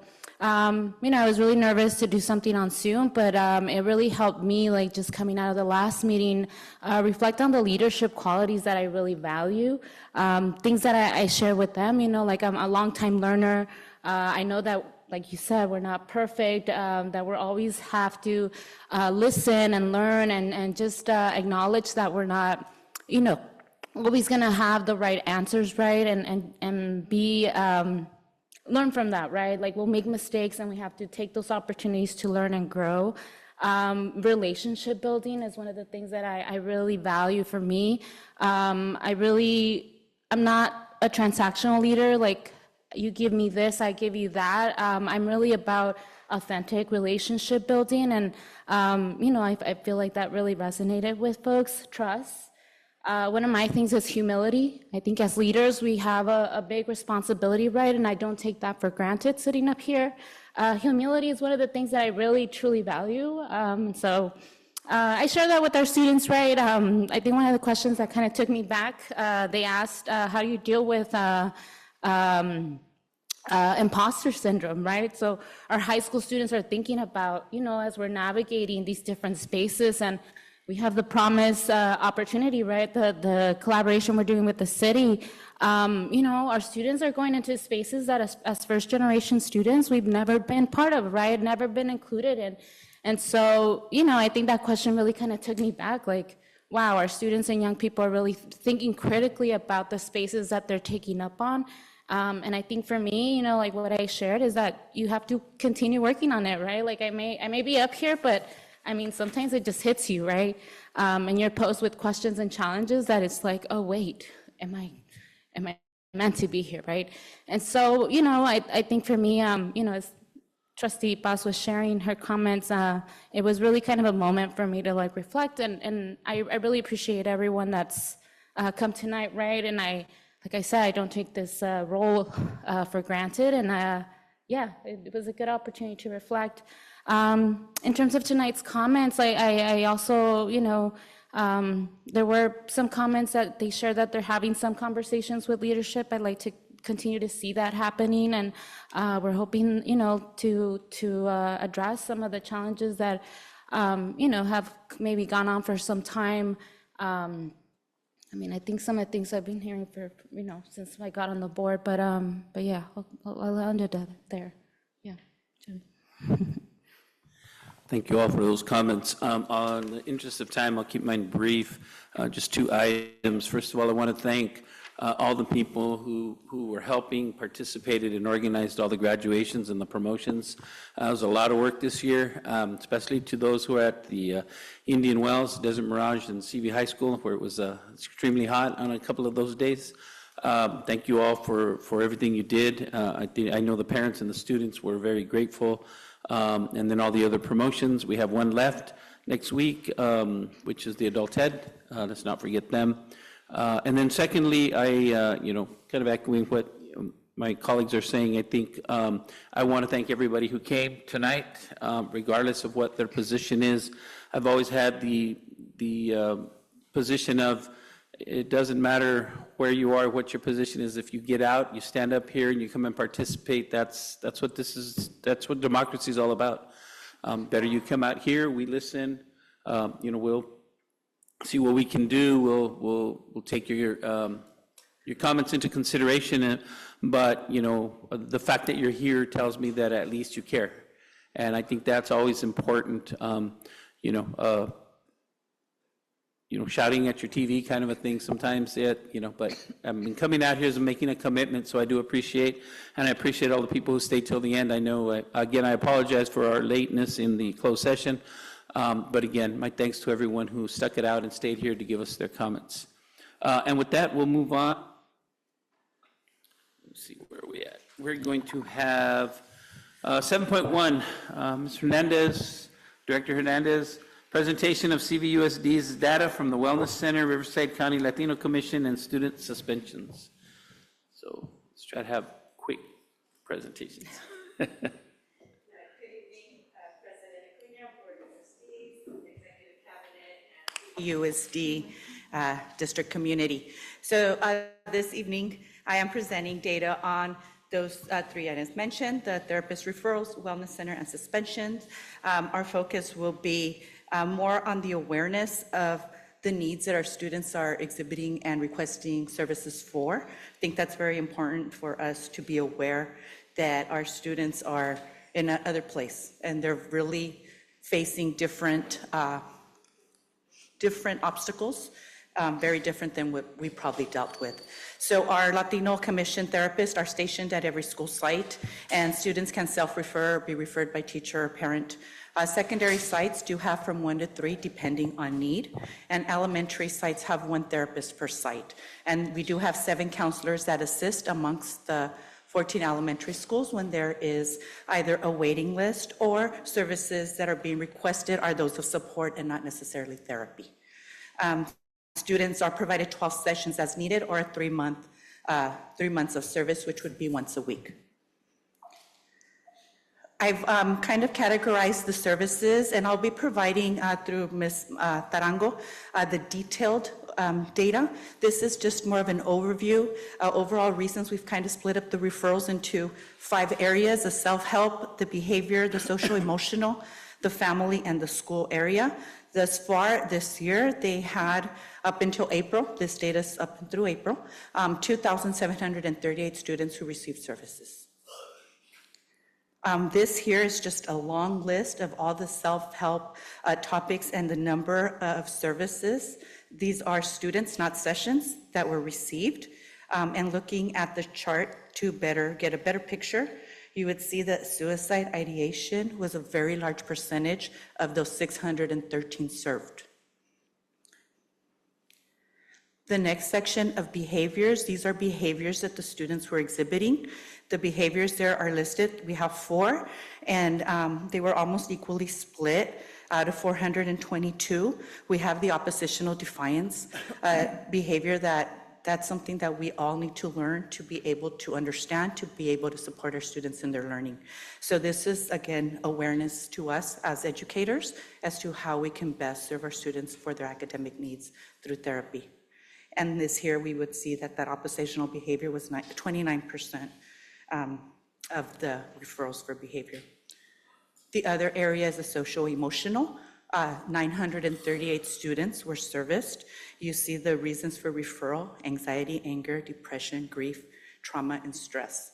So just, again, the awareness of how this can impact the ability to learn.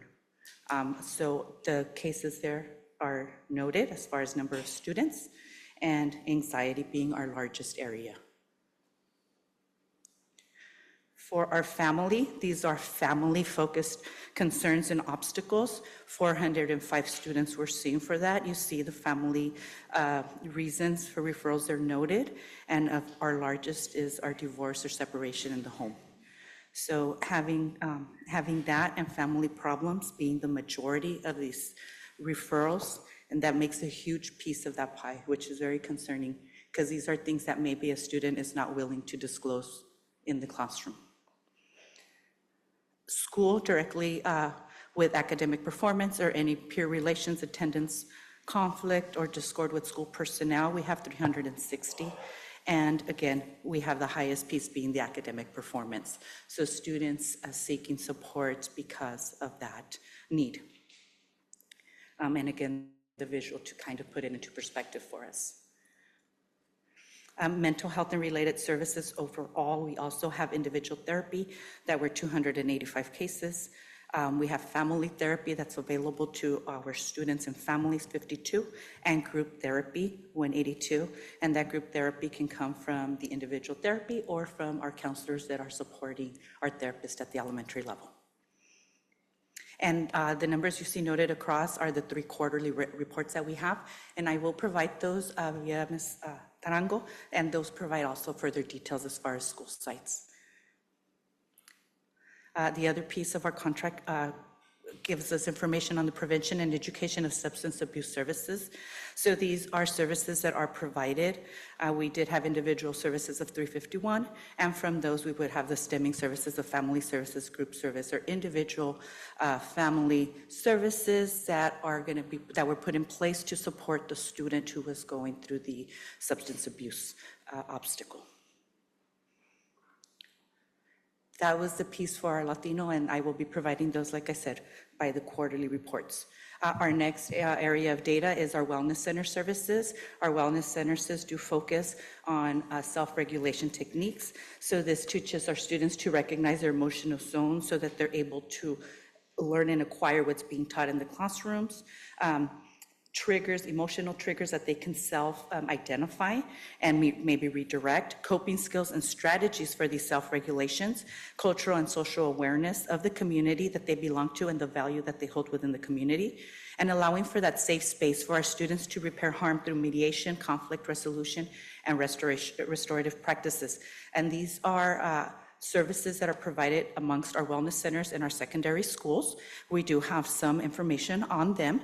For our middle schools, we have Bobby Duke, who had 787 visits, and these are documented visits. There are other services that are provided. For example, it could be grade level presentations, group presentations, and in that area in Bobby Duke, we did see a decrease of 18 suspensions.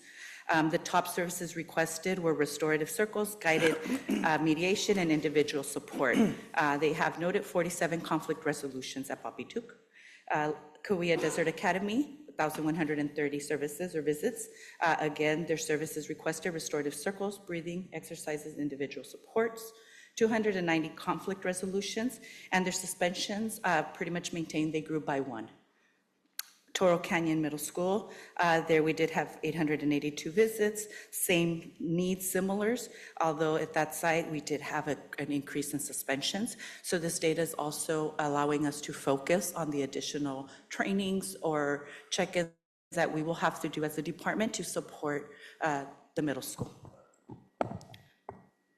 For high school student wellness data, you can see that also Coachella Desert Mirage had a decrease of suspensions. Coachella Valley had a decrease of 140 suspensions. They had 93 conflict resolutions that are documented within their wellness, and their requested services are the healthy relationships, anxiety management, and balancing academics. That was CV High School, and Desert Mirage has a decrease of 4. Nonetheless, it is a decrease. And again, the mentoring, stress, anxiety that was reflected in the therapy services and peer family relationships, 23 conflict resolutions in that area. La Familia High School did have an increase of 7 suspensions. Their suspension rate was very low. This year it did show an increase, and that could have been from one or two incidents that involve various students. Again, there, the conflict, anxiety management, and relationships. West Shores Middle Schools, they had an increase of 7 suspensions. They had 20 conflict resolutions. And again, they did have 15 referred to the T3 supports. And I didn't mention that across the way, but that is also a big component of the Wellness Center, is identifying those students that need additional supports. So for wellness, that is what we have. We have additional data on that. And then lastly would be the district-wide suspension. And we did note our last 3 years, with the top being our current year. So we've seen our suspensions drop from 3 years ago at 932 down to 816 as a district. And days of suspension lost from 2,112 to 1,779. The data is very clear with a lot of the suspension drops being in the secondary area. So definitely having to go in there and really put additional supports with our elementary to try to restore or provide additional interventions for that support. And that's all for tonight. All right, anybody have any questions? Go ahead, Jess. Yeah, and thank you so much for the data. I really appreciate it. My only question is, are we measuring other outcomes? So how is, because I see this as an intervention, right? So how is it impacting, like, and maybe you don't have the answer, but I would like to see how is this impacting like academic achievement, absenteeism, attendance rates? If we don't have that, I really like for us to start really thinking about measuring and tracking that. Yeah. So we can match up some reports with students who receive services to see if that's supporting their attendance. We've also seen a lot of recidivism in suspensions, where a lot of our kids that were being suspended 1 year that are receiving services, if it's either mental health or through wellness, they're not offending or violating ed codes as often as they were before. So we do have that type of information. It's just a matter of gathering that also. Yeah, I'd like to see if they're doing well in classes, if it's improving, and then, yeah, attendance, I think it makes. And we do have check-in and check-out data, where the student checks in at what zone they're at and how they come out of the session or out of the support that's provided. So that will also be telling. If we can get that information, that'd be great. Yes. Go ahead. I just have a couple questions. I had a couple parents reach out to me and say that their kids had not received services, within the 3-month period. So, what's the typical, response time? And then if the site loses a therapist, how quick do they get them replaced? So they're constantly being filled when there is a move or a change of location or a change of position. So that's a constant process that we always work on. Whenever there is a long waiting list, we are made aware, and we do have our contact person that we work with, and they have been providing additional therapists at different sites. I usually carry a therapist at our office also that comes from a separate grant provided through Latino that supports with additional therapy needed.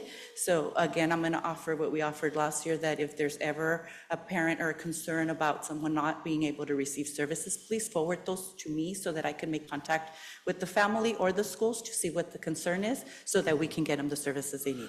And then just my last overall, I would like to see that all our staff at wellness centers and our therapists, because I see that we're going to have 27 therapists, that they are building relationships with students during passing periods before and after school when possible. And so I would like to see, I know that it's too late to get into this, this year's contract, but I would definitely like to see, because I know that at Desert Sands, the therapist that works at the school that I'm at, he's always out there during lunch building relationships with students. And I think that that's not too much to ask for somebody to do. I think it's always important that as many people that are working in our school district support our students by having those conversations so that they can prevent a lot of things that happen. So that is, just my opinion. Thank you. Thank you. Anybody else? Go ahead. Yeah, one quick question. I noticed some differences in the terms of schools and suspensions. Some increased and some did not. What can you attribute to the differences in sites? We have some ideas as far as maybe admin consistency in admin or changes in admin. Also, it could be trainings We do provide trainings, we do have our monthly meetings, but I think the consistency of being able to provide uniformly across doesn't always happen due to lack of coverage and et cetera. But we do always go back, catch up our wellness teams to be able to support in those areas. But I think a lot of it has to do with the focus of either a change in admin or it hasn't been the same admin, and just making sure that we're able to catch them up with PD on how to provide other interventions or other means of corrections. Anybody else? Let's go. Seeing none, thank you very much. Thank you. Okay, moving on. Assistant Superintendent McLeod, I don't see her here. This is basically the first reading for CVUSD Board Policy 5132, Dress and Grooming, and CVUSD's Administrative Regulations 5132, Dress and Grooming. Anybody have any questions on this? Anybody? I know it's there. Motion to move to the second reading, unless somebody wants to. No need a motion, we just move it forward. Are we looking to redo this policy, make any changes to this policy? This is it time the second version of it. Okay. They have, on the agenda, they have the current version, and then this is the, even though it says adopted, but this is the to be adopted of the new version, the new language, correct? I'm not sure whose committee this Yes. is. This? So the committee met, and so there's some new language here. This was for information only. There was no presentation for it. Anybody else have any questions? I did have one, well, kind of an overall one. When we started down this road, there was a couple of reasons to do this. One was, I think, fair to say, a complaint from many young women who felt they were being treated differently from the men, and they were being targeted, and so that was part of it. That was one. But the other one was, and for me it was that, a lot of our security was concerned that every time they went to a different school, they had a different policy, right? You'd go to one school and this was okay, but you'd go to the next school and it wasn't okay. So I see that some of this is kind of, now kind of put together, but I am kind of, I guess concerned is a mild word, but when we're talking about the gang-related apparel part, it says the principal, staff, and parents guarding the school may establish a reasonable dress code that prohibits students from wearing gang-related apparel. It has the whole thing in there. My concern is that this goes back to every school site is going to have their own policy. In one school site, something's going to be over here, something over there. What is gang-related? Is it one of those, well, I'll know it when I see it, or is it something that we can kind of look at? In one school site, and I'll just use them because it's a historical one, I'll use the Raider jerseys. In one school site, I know, calm down. I'm a Rams fan, so I don't know. We should never wear Raider jerseys. But, in one school, a principal or the community may say, well, the Rams or the Raiders jersey is gang-related, and in another site, they're going to say, well, it's okay because it's just a team. So, that's a concern to me, and a lot of our kids wear the soccer shirts from all the different soccer teams. Some of those may be, again, it depends your personal opinion, which is what I believe we're trying to get away from, everybody using their own kind of value system and saying, well, I believe this. So, I grew up over here and it was okay, but I grew up over here and it's not. So my concern in the languages is that we're kind of going back and allowing each school site to kind of develop their own plan. That's the only really concern. The rest of it is just very straightforward about discrimination and things, but that is the one for me that I know it's going to be hard to go across the board, but we have to have some consistency in that as well. This is a real tough one, right? I think sometimes we wear things because we don't have anything else to wear, right? And that's just what it is. And I think what's most important in all of this is it goes back to this whole idea of restorative justice, about trusting each other, about loving each other, about caring about each other, and understanding that every circumstance is different.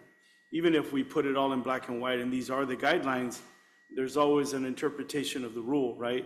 For me, in a cynical way, somebody might, and not that the Raiders are my favorite team, but now that you brought that up, like if somebody wears a Raider jersey, well, I might be an administrator that might be one that likes the Raiders, right? And so I think how children show up to school, it's a dynamic that's a very difficult one, right? Without saying, you're all gonna wear this color shirt, you're all gonna wear this color pant, you're all gonna comb your hair like this if you come to this institution. We basically have a lot of factors that are very difficult to control. And no matter how rigid the rule is, the interpretation of the rule is gonna vary by whoever is enforcing the rule. And I think this type of document is a reminder that we get to be better in understanding each other. I agree with what you're saying as far as that goes. The gang-related one specifically is tricky because we have the Spirit Days, and I know for my son all year, Spirit Days, one of the days is wear a jersey. So he would wear Seahawks because we're Seahawks fans. But as far as that goes, that would be tricky, right? For our students, so everyone to understand, like, you're being allowed to do certain things, but there are caveats to it. So I agree, the clearer we are, the better it would be. But school site councils are allowed to have autonomy, so that's tricky. And those were things that we talked about during the committee discussions in the past was, we have a board one, but they are allowed autonomy, and we don't necessarily know what the issues are very specifically in those, so they are allowed to have it. I don't know what the answer is. I think the clearer we are, the better it would be. So I understand what everybody is saying, and I don't have an answer. I think just going back to Mr. Gonzalez's point, or he mentioned uniform, right? I think my opinion is a way to get away from all these issues is establish a district-wide uniform policy, right? Where we give options, right? I know where when I was in elementary school, we had the option of wearing a white, blue, or brown polo shirt with khaki and blue pants, right? And every school site is different, but I think a way of attacking or these challenges of a gang imperial, or it's just district-wide uniform. Social classes are not very, there's no bullying. You get away from the bullying from different brands. So very tricky, but. We do have a uniform policy in the district, and I remember when my son was younger, they had a lot more schools that did it. I not one that likes uniforms, but my then wife liked uniforms, so my son wore uniforms, so that's kind of, I lost that one. But again, and there's, by state law, you have to have an exemption if parents choose not to, but we have those policies that we can do. There's some caveats in there, and it's in here. So again, my concern in general, again, I don't have an answer either.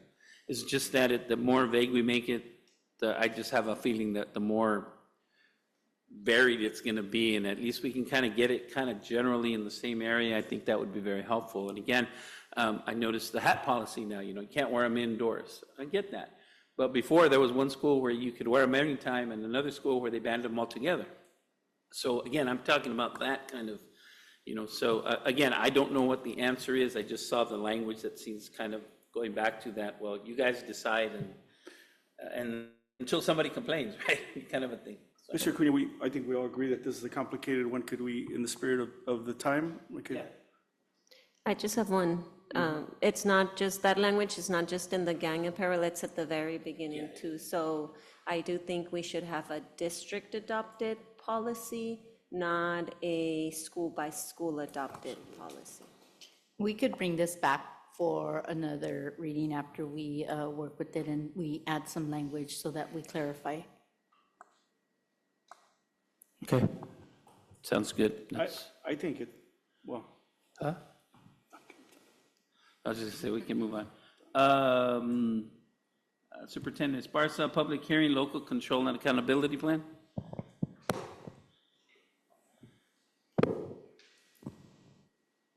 Oh, it's not, it had her name on it, sorry. You guys are gonna do it. We're going to do it. So good evening, President Acuna, board members, executive cabinet, and staff and community members. We're going to have a brief presentation before you start the public hearing for the 24-25 LCAP. And I want to direct you to the blue folders that are on the dais. And within those, you'll find this, as Dr. Esparza is holding up, you'll find this presentation as well as a list of acronyms that are in the LCAP, an LCAP summary, and then also an overview, detailed actions in each of the goals in our LCAP. And so we do appreciate this opportunity to share this presentation with you before the public hearing. We want to point out that the 24-25 LCAP is a comprehensive $201 million plan that has been drafted, and it will take us through the next 3 years, but it is also a living document. And so as we do, we monitor it yearly and alter as needed each year when we bring it back to you for your approval. So, and also in the LCAP, we have state and federal funds as well as grants included. And then next slide. So this is a timeline of the LCAP planning starting in October, this past October, and working up until today at the public hearing. So in October, we, when everyone, you know, the school year had started and people are settled in school, we began engaging our advisory committees in the LCAP process. We did provide board updates in October and also in January to you on the implementation of the actions in the LCAP as well as the expenditures to date.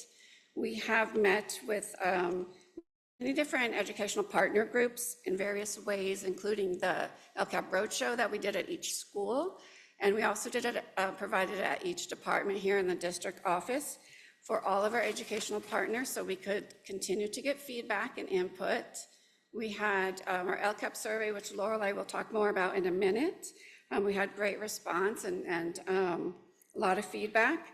And then this is the finalized draft of the LCAP that was finalized at the LCAP advisory meeting on May 28th. I'm sorry.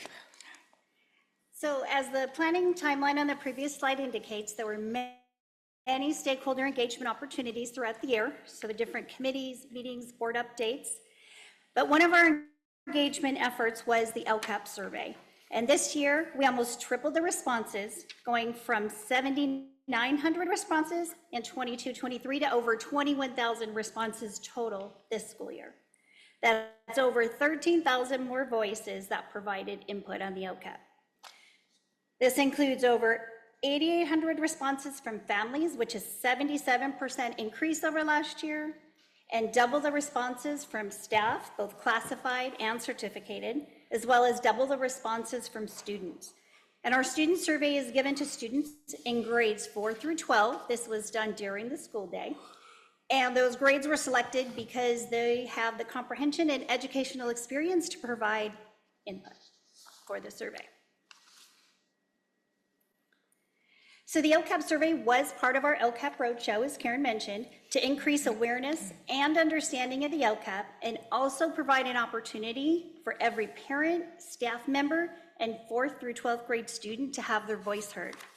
The Roadshow consisted of a brief presentation with the opportunity to ask questions and provide feedback. Our LCAP was enhanced by input from other educational partner engagement opportunities as well. This year, for the first time, we surveyed organizations that our district partners with to support our students, as you can see listed on the slide. We continued to engage with our DLAC and DPAC parent committees and our larger LCAP advisory committee throughout the year. In addition, 4 additional surveys were administered this year. One survey with La Familia High School around planning for the equity multiplier goal. One survey with parents around services for English learners. And we also heard early on that teachers wanted opportunities to voice their desires to add to the LCAP. And we added 2 surveys for teachers around curriculum and instructional resources. The LCAP is also informed informed by and aligned with our school plans for student achievement, or SIPSs. Okay, so the funding, oops, hold on. The funding that's outlined in blue are funding sources that are required to be in our LCAP. We have our federal funds, Title I, II, III, and IV. We have LCFF supplemental concentration. We have the allocations that we allocate, the fundings that we allocate to our schools for Title I and LCFF. And then also new this year in 24-25, our equity multiplier funds, they're LCFF funds that La Familia qualified for based on a criteria of a couple of things. The school has to have a non-stability rate of over 25%, which is the rate where students start and finish the school year at the same school. So if that rate is over 25%, that is one of the criteria, and LAFA's is at 42%. So they did qualify for that. And then also they have to have a low income rate of over 75%, and La Familia's is 97.8% low income. So they qualify for these funds, and as thus we are required to include them in our LCAP, and so that is goal 5 in our LCAP. All of the other funds that are in yellow are not required to be represented in the LCAP, but we do include them because they are aligned with our LCAP goals and also our district priorities. And these are the 5 goals in the LCAP, in the 24-25 LCAP. Goals 1, 2, and 3 are not new, but we have, they're not new, but they are priority goals for our district. So educational opportunities, health and wellness, and partnering with our parents, students, and communities. Goal 4 is new, and this is based on feedback that we heard from our classified and our certificated staff from the LCAP survey. They wanted more opportunities for professional development and conferences and trainings, so that this is a result of feedback we heard from our staff. And then goal 5 is the equity multiplier goal for La Familia. And so the other thing that's not listed up here, but is very exciting for this year, is that for each LCAP goal and every action within the goal, we are able to track the expenses year-to-date, real time, based on the work that Debbie did with our budget specialists. Shout out to Myra and George and Fabian. And so at any time, we know exactly what we have spent on an action and what is remaining to be spent.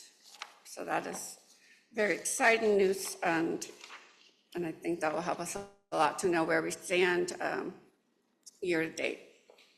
And so now, are there any questions? Yeah, I don't have any questions. I want to thank you both for working on the budget. I especially want to thank Dr. Esparza. Debbie, I think the contribution that you made has never existed at CVUSD, where we turned a live document into a really live document, because we know right now where things are at because of the contribution you made. It wouldn't have happened without your guidance. I do thank staff for learning the method, but I want to thank you, Debbie, for the work that you've done on the LCAP, and I think it allows us to be better. I see us continuing to improve from here with that methodology, with that system in place, because at the end of the day, if we don't know where the dollars are at, we're not going to be able to pivot. We're not going to be able to know where we're at. And I think that brings life to this living document like never before. Mm-hmm. Thank you again for the work that you've done, Dr. Esparza. Thank you. Anybody else have any questions, any comments? I echo. Thank you. Thank you. Okay. At this time, I'm going to open up the public hearing at, do you have a question? No, I just have a comment. I think, the LCAP is sort of, I think it's a good start, and I hope that, over the 3 years we can learn. I see some stuff that we continue to put in the LCAP that we've already done, and hopefully we have some data as to saying we should keep doing this, right? Because I think some parents, they're looking for creative ways to support kids, and we're looking for creative ways as well. But thank you to everybody that helped us. Thank you to the parents that were involved in the LCAP. Thank you to all the parents that showed up, and thank you to staff. I know this is not an easy task, but so just want to say, thank you.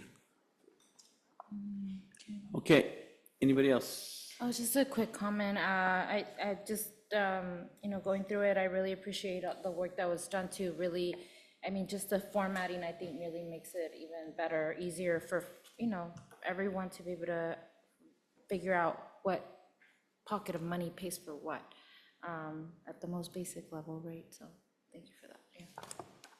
Okay, thank you. Okay, at this time, I'd like to open up the public hearing at 11:43. I know many people already made comments, but if anyone would like to make more comments on the LCAP, please feel free to come up front and just say your name and give me your thoughts. Anybody? No? No takers? All right, I'm going to wait just one little minute here, so we will close the comments at 11:44. Seeing none. Thank you. Moving on. 7.4, Assistant Superintendent Salcedo.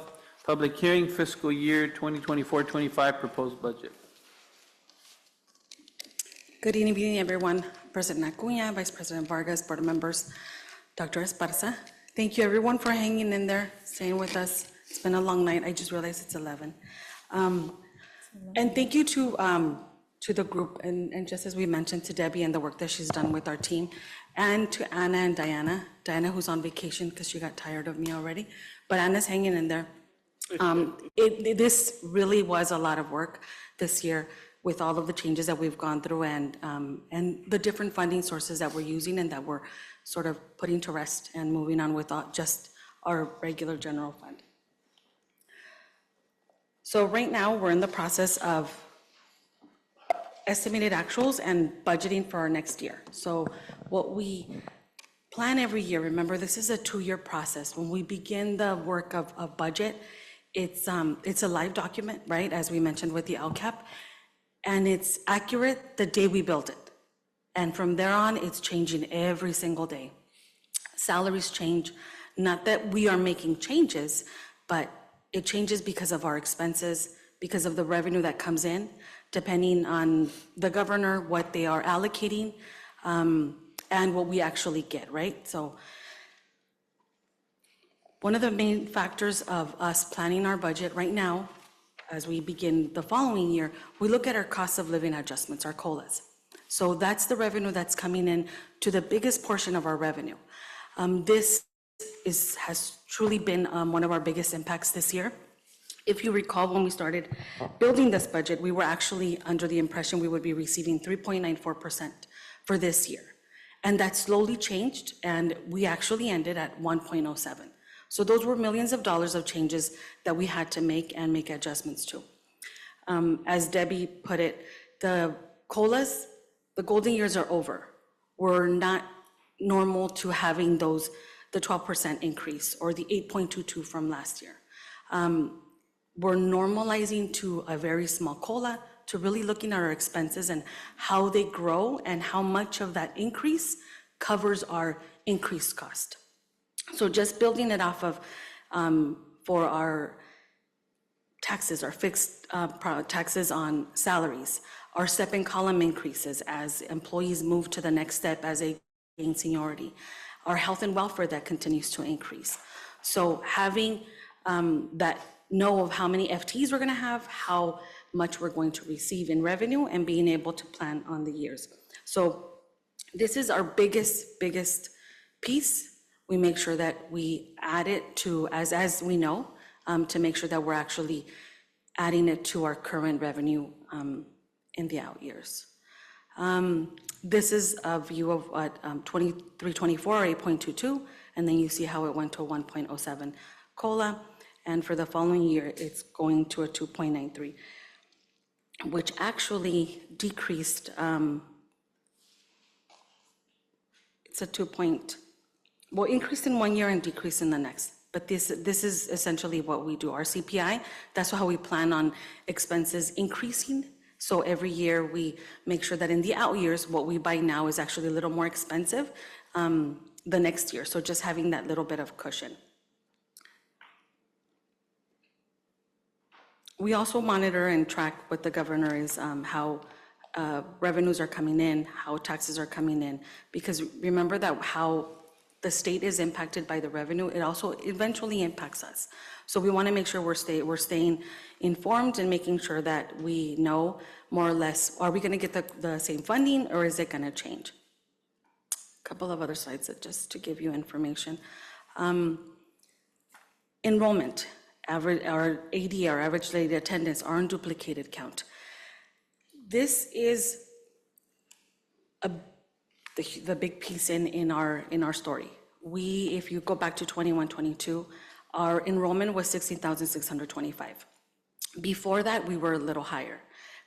In those years, we were actually increasing in enrollment.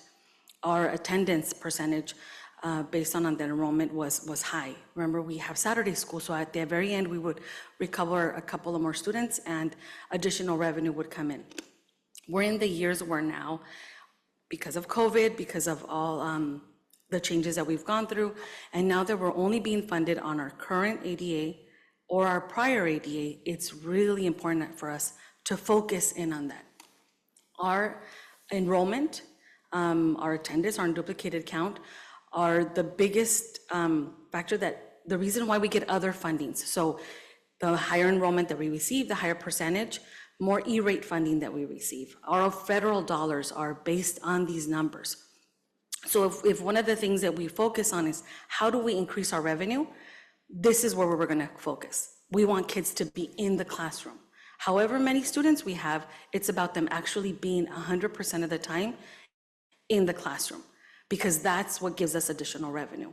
So the work that we do with Saturday school and recovery and having kids, incentivizing them to being in the classroom on CVUSD Day and every single day really plays into that attendance percentage and how we get funded.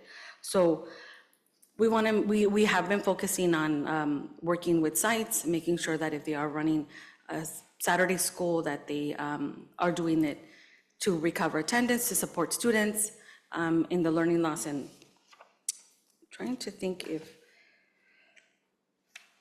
because when we talk about, it's really about revenue enhancement or expenditure reductions, right? We always talk about one thing or another. So this is really one way where advocating for attendance, which I know Student Support Services is doing a lot of that work in reaching out with students that are not here or not in class, has helped us. As you can see, this is the first year where it's really going up based on attendance, because before we were on that sort of tearing off from COVID, where it wasn't we were getting funded on our actual attendance, it was based on a 3-year cohort. So now we know it is on our actual attendance. So it's really important that this is what we're looking at, and that's how we're sort of tracking out the out years based on our revenue. If it decreases, then it really will decrease. One of the things that in looking at our revenue in 21-22, or our attendance rate, 94.27, just by adding that percentage to our current ADA, our current enrollment to ADA, it would actually give us $5 million more. So a 4% increase, that's what it equals to. So again, this is very, very important for us to make sure that we are tracking our attendance correctly and that we are bringing kids back and that they understand the importance of being in the classroom and that we make it enticing for them to stay. This is our combined general fund revenues. This is a view, if you think of how much money we receive as a district, $356 million, over $356 million. Most of our dollars come through LCFF. So that unduplicated count, that enrollment, identifying students of supplemental concentration dollars, we receive a high amount for supplemental concentration dollars. It's over half, almost, almost 75%? I think it's 60%, I think, if we look at it, most of our LCFF. So it's a lot of dollars that are focused on just enrollment, attendance, and identifying our students. Here's another view. This is sort of a percentage of our unrestricted dollars and where they're allocated. So This tells you how much in department discretionary dollars we allocate to the school sites, unrestricted. Restricted dollars are categorical dollars that are in a different fund. So here is our general fund expenses, just a different view, breakup of our certificated salaries, our classified salaries in each of the years. Our combined general revenue, if you notice, from the change from prior year, each of the years from 23, 24 and on are declining. So you can see how we're planning on those one-time dollars going away. Our expenses are going down. We have the major projects that we're doing with ESSER. So in the years, we're spending a lot in certain areas, but they are decreasing. This is our multi-year projection. So this is every time we're looking at any expenditures in the year, we're looking 2 years out. So the money that we have, or our ending balance for this year, takes us out in the 3 years. So we always want to make sure that we have at least 3%, which is a requirement, but also in that last year. So we have to have enough. Our committed amounts have to really cover that 3% in the last year.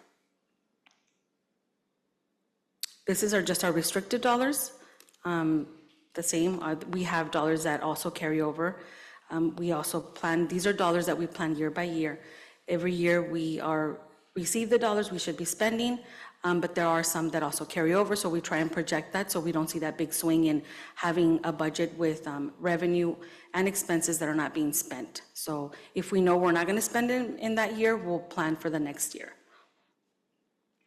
And finally, this is our unrestricted dollars. So this is where we really focus on our contributions from this fund going to other funds.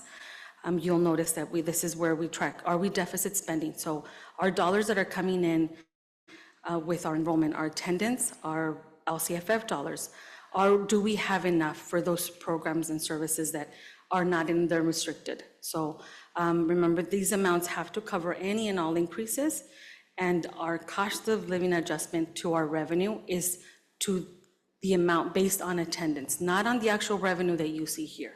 So that's it. Any questions? Mr. Cunha, Go ahead. if I may, yeah, Mayalai, this is, if you look at the pattern, 2022 to 2023, 6% COLA, 2023, 2024, 8%, and then all of a sudden we go to 1%. I think that in itself, without all the other factors, has put many school districts across California in this condition, right? Because basically in the time of money, we were bringing on a lot of new employees, filling positions, addressing need, and then unfortunately, we didn't do a good job of planning the fact that we weren't going to have that money. And I would even caution the projection that we're using in this budget. I think it's a good number, but in looking at the 2024 to 2025, going from what we know is real this year, 1.07, we might be doing the same thing, expecting in 2025, 2.83%, right? And then increasing it again in 2026 to make our numbers work, maybe acceptable, right? To be this optimistic, but the number again is going to 3.08. And then the following year in 2027, that year, it's moving to 3.3%. And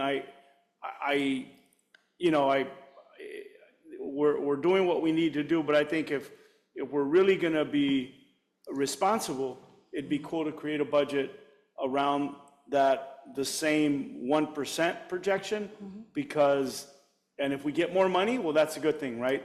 But I think it's a matter of being maybe a little more conservative. I think it'll help us in what is real.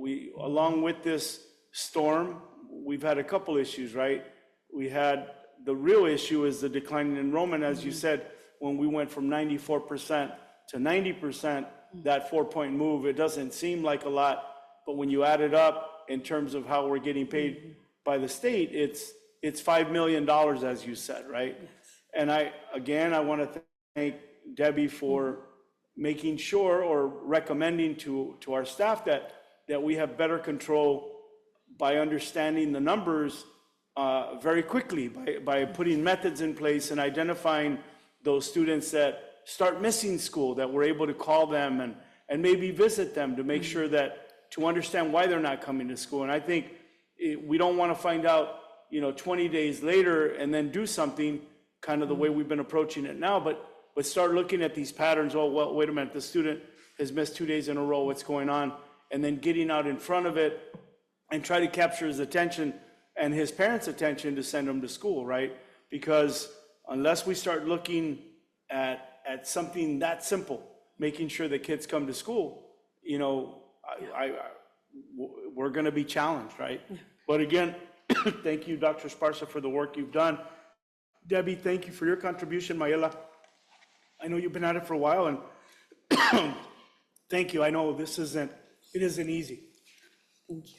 And thank you for pointing out that it is, our COLAs are very dependent, and we do receive a lot of LCFF dollars, but supplemental and concentration. So a small swing in attendance and COLA make a significant difference in our budget. So yes, thank you for pointing that out. And we will have different scenarios as we see how we can plan on a 1.7% ongoing, and then see how that changes should we receive the additional percentage in COLA. Anybody else have any comments? Good. And we post this budget on our website, correct, Mayla? Yes. And remember, today is the hearing, and we'll have the adoption. So on our adoption next board meeting, you'll have the full booklet access to online, where all of supplemental, the SACS forms are. For residents that want to look at our budget absolutely. and where we're spending our dollars, I think it's Yes. important that we put it on our website. Just a couple comments. I know that there are some pots of money that we haven't spent yet, and so we may look like we have money, but we're working on it, right? And we're working on our budget to make sure that we're fiscally always solvent. So, Yes. so thank you for that. And I just say, hopefully, we can continue to look at the budget to make sure that we're not in a situation where we have to, reduce our staff and that, because I think it's important that we continue to clearly just monitor the budget, and that we remember that this is, as a district, this is our budget, and this is what we work with, and it's a team effort, and we all need to do our part. Yes. Thank you. Yes, I do. So it's about some of the comments that have been made with our continuing challenge with both attendance and declining enrollment. And I recall some conversations that we've had in the past, as this is no news to us, about finding ways in which we can promote and attract to all the great things that we're doing, right? So imagine a seal of, we're a restorative justice district, we're a dual enrollment district. We've talked about things like that, and we haven't seen, again, either full implementation or taking advantage of how do we promote some of those things. When I was reviewing some of the line-by-line item descriptions, I see staff, which is good. I see some programs across the board, but when it comes to our dual language, I don't know, and I think, there are different reasons we're struggling, right, to get teachers into that program, and there's probably different reasons why. One of the things that I most recently heard is that the curriculum's not always there, the materials are not always there for that dual language program. So we really need to make sure, maybe between now and the adoption, that you all assess what needs we might have to really strengthen that program, and that in this next year, that we take the time to do an evaluation on where things are, what adjustments we might have to take. The last decision we made on dual enrollment was that we wanted it in all our schools. So we're moving in that direction, but we need to see how that's working. We need to see what supports are needed, and very foundational, we need to see that the appropriate material, curriculum, and supports for that program are there. So that would be one of my just recommendations between now and the final adoption of this plan. We'll definitely go into that. Anybody else? Okay, just one brief comment, I think, and everybody's kind of articulated, but yes, I think we need to start looking at not being so rosy sometimes about our projections and kind of go backwards, like Board Member Gonzalez says. If we get more money, great. I just happened to be in Sacramento yesterday, and we're still going to get more changes and more cuts. I mean, they, even with the schools, they just changed. The governor has now had to force to change how he was going to fund them and do a different way, and the leaders got together, and there's a lot of little things that are going to probably end up in trailer bills that aren't going to be very favorable sometimes, and maybe good, maybe bad. We don't know. So I think the more, and I don't want to say aggressive, but I think the more aggressive, the more conservative we use on those numbers, the better for now. And if it gets better, it gets better. But I think they're having some very serious debates up there about what to keep and what to cut. And I think here locally, we're going to have to make those same kind of tough decisions. And I think what I feel we need to do is, if we have a plan, we need to stick to it. And kind of we start. You want to add something, then you're going to have to take something out. I mean, it's just almost as simple as that. You can't add without taking something out, because there just isn't there. So my only thing is, if we have come up with a plan, a general plan, a targeted plan, that we stick to it, and not say, oh, well, over here and well over there. And, we got to stick to it. I mean, it's painful. It's always been painful. So that would be my only comment on that. Let's see, let's open up the public hearing. We will open up the public hearing at 12:04. Anybody want to make a comment about the budget? Anybody have anything?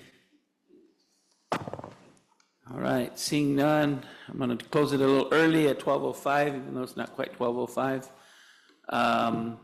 Thank you all. Thank you very much for that. All right, you can start voting, guys. So it all depends how long you want to stay.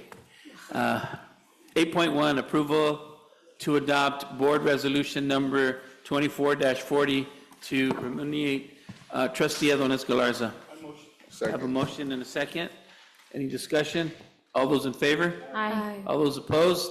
Any abstention? Motion carries 601. 9.1, Director Hernandez, requesting approval of comprehension school safety plans for 24-25 school year. Do I hear a motion? So moved. Do I hear a second? Second. I have a motion and a second. Any questions? All those in favor? Aye. All those opposed? Motion carries. 9.2, Director Hernandez, requesting approval of positive behavior intervention and supports PBIS reward proposal renewal for the 24-25 fiscal year. Proposal number Q-126278. Do I hear a motion? I motion to accept staff's I recommendation. have a motion and a second. Any questions? All those- I just have one question. Are we using the PBIS model from elementary through high school? And is it, I think in the elementaries, I see a lot of excitement, but at the high school levels, does it still make sense? I'm not sure. Just,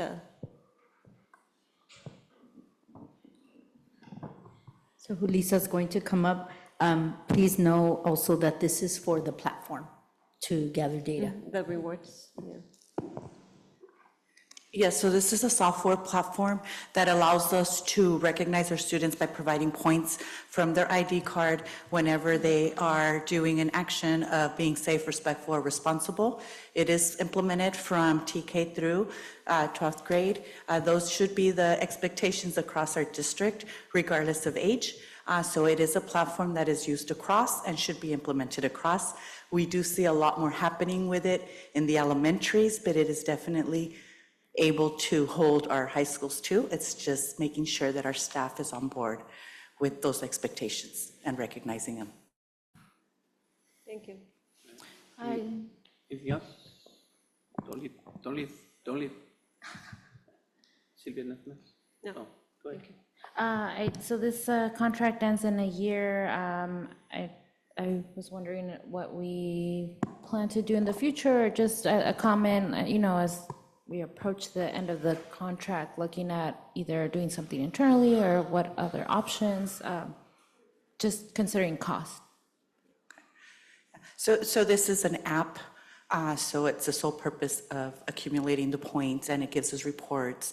It allows for drawings or raffles to recognize the students. It does also provide a check and check out. Some schools are using that very actively through the app, others are doing it in paper. So we can always look to see if our current platform of software, as far as Aries, has anything that could allow us to do that. I don't know that we have other platforms that are doing that for us, but we can explore it throughout the year. Anybody else? Any questions? Already did the motions, right? Yeah. All those in favor? Aye. All those opposed? Motion carries. 9.4, Director Hernandez requesting authorization to purchase two. 9.3. Did I miss one? Oh, I'm sorry, 9.3. Director Hernandez requesting approval of contract agreement with Riverside County Latino Commission on Alcohol and Drug Abuse Services, Inc. for the 24-25 fiscal year. Do I hear a motion? I'll second. I have a comment. I have a motion and a second. Go ahead, Mr. Yeah, so just want to reiterate my comment that I believe all staff should be integrated in our school system. Our therapists should be part of our school-wide plan and support our students when they're not in class, as they're, of course, when they're not busy meeting with students. But my hope is that they continue to support our students by building healthy relationships with them. Thank you. Anybody else? Let's, Go ahead. I mean, it's a great idea, right? And we would hope that people that come to work here, right, would take the time to, I think, I mean, that's a great expectation, and I just don't know if it's realistic, right? We're contracting for a service and asking additional services that might not be included in the description of the service. It might be, we're having that problem even with our own staff, our immediate staff. So just a point. My only comment, and I mentioned it earlier, I'll mention this with other programs as we're reviewing our LCAP. I think we just want to make sure that we're assessing, effectiveness of programming.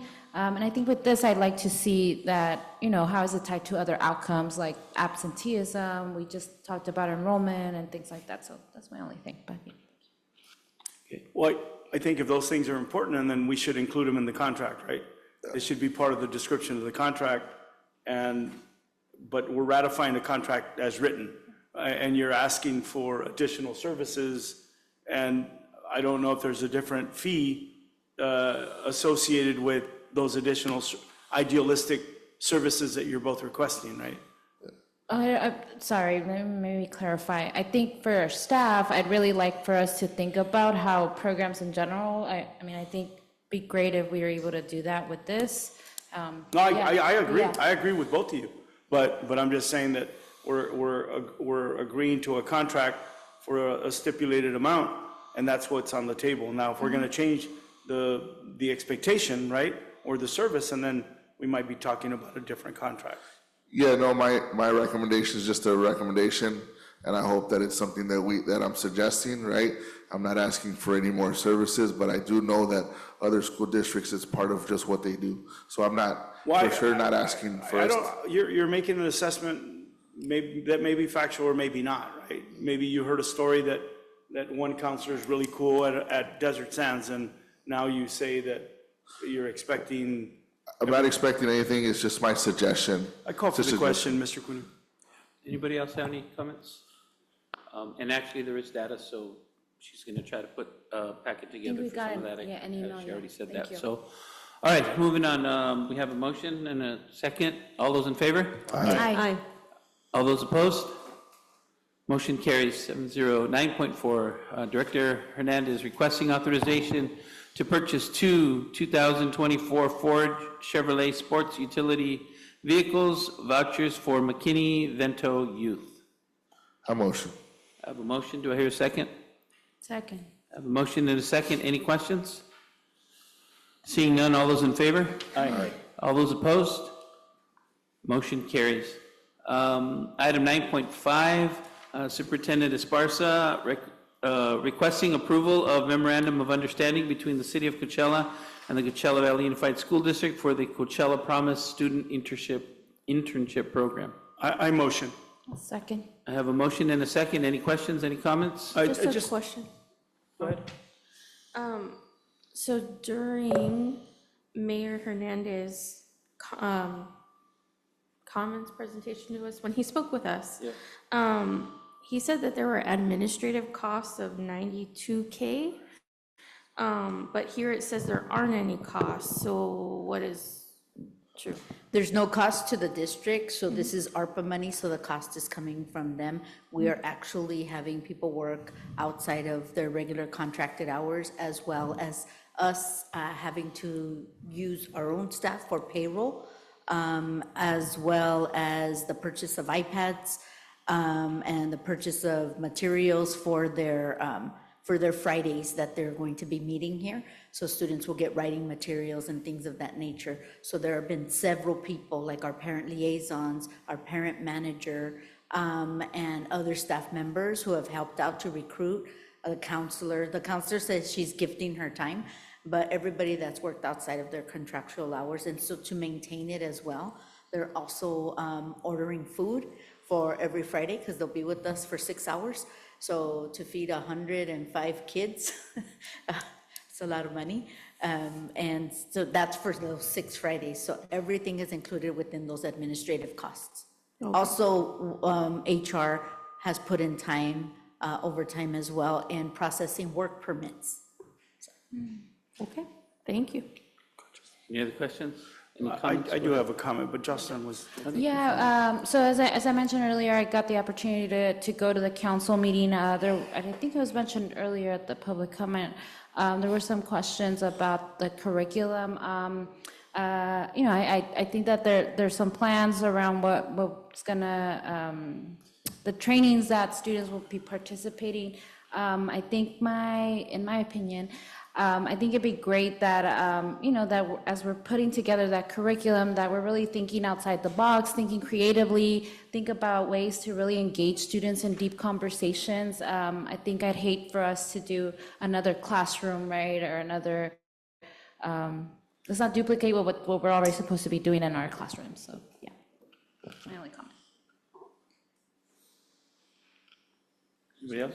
Go ahead. I think you had a comment, I'll go after him. Oh, you? No, sorry, I'll go go ahead. after you. Okay, yeah, so our payroll department is processing all the stipends that are going out? Yes. Okay, I'm just gonna hope that because this is going to our students, that we can pay them in a timely manner, because I know that there are times when, They are all getting the stipend at the end of their perfect. their time at the end of July, and we're gonna have a celebration here for them. All right, thank you. All of you will be invited. Mr. Cunha, again, Dr. Esparza, it's exciting to see this happen. You've taken this, I know that this was a conversation of probably a year ago, or pretty close to it, and it fell on deaf ears. And I know, because I personally received phone calls from city staff thanking you for your diligence, for your creativity, for your adding to what their idea was. Thank you to the city of Coachella and the mayor and Mr. Gabriel Martin, the city manager, for them, again, thinking out of the box. And really, I think they understand the value of what this could bring, and it's just really cool. I think there's going to be a lot of magic happening in this program, and I trust that the concerns of having a dynamic classroom when we talk about financial literacy and the relevance of that and understanding how small businesses operate in the immediate community. We are going to see new business owners spawn from this. We are going to see leaders spawn from this. And it's because of this idea, right? And then to see it manifest is really the beauty of it. And again, thank you, Dr. Esparza, for making it happen. Because you took it on, and I know with the prior superintendent, it went nowhere. And it just ignited when you got it.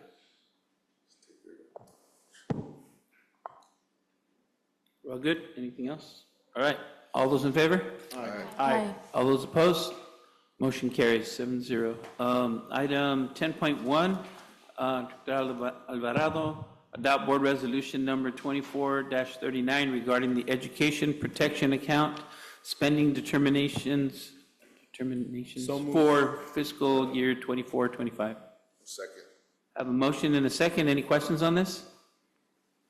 Seeing none, all those in favor? Aye. All those opposed? Motion carries.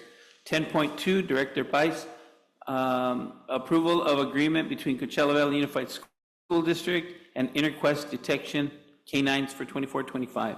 So moved. I have a motion. Do I have a second? Second. I have a motion and a second. Any questions, any comments? I have one quick one. This is not only for schools, this is for district property, district facilities across the board. This is not simply just for the schools.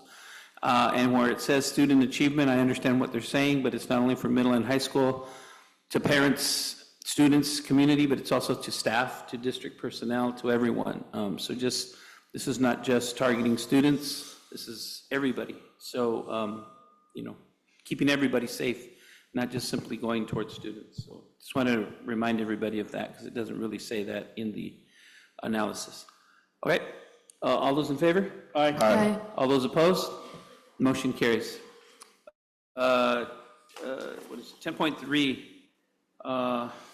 Director Hernandez, approval of resolution number 2024-40-40, fresh produce piggyback from Hesperia Unified School District. Do I hear a motion? A motion, I have a comment. Yeah. Oh, second. I have a motion and a second. Go ahead.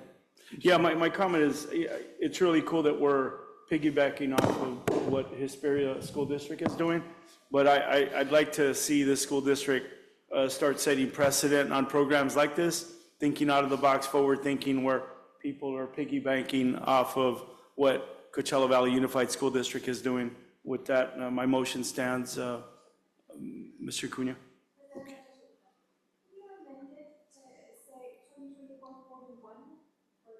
Yeah. I'm sorry? It says 2024, 2025, right, instead of 40? It's 41 instead of 40. Oh, Oh, so you need this one to be 41? I'm sorry, okay, I just reading it. Who made the first motion? I think you made Was it. you did? Just amend the motion to say 41? Yeah. Okay, we're amending the motion to say 2024-41 for the resolution. Okay with the second? Yes, fine.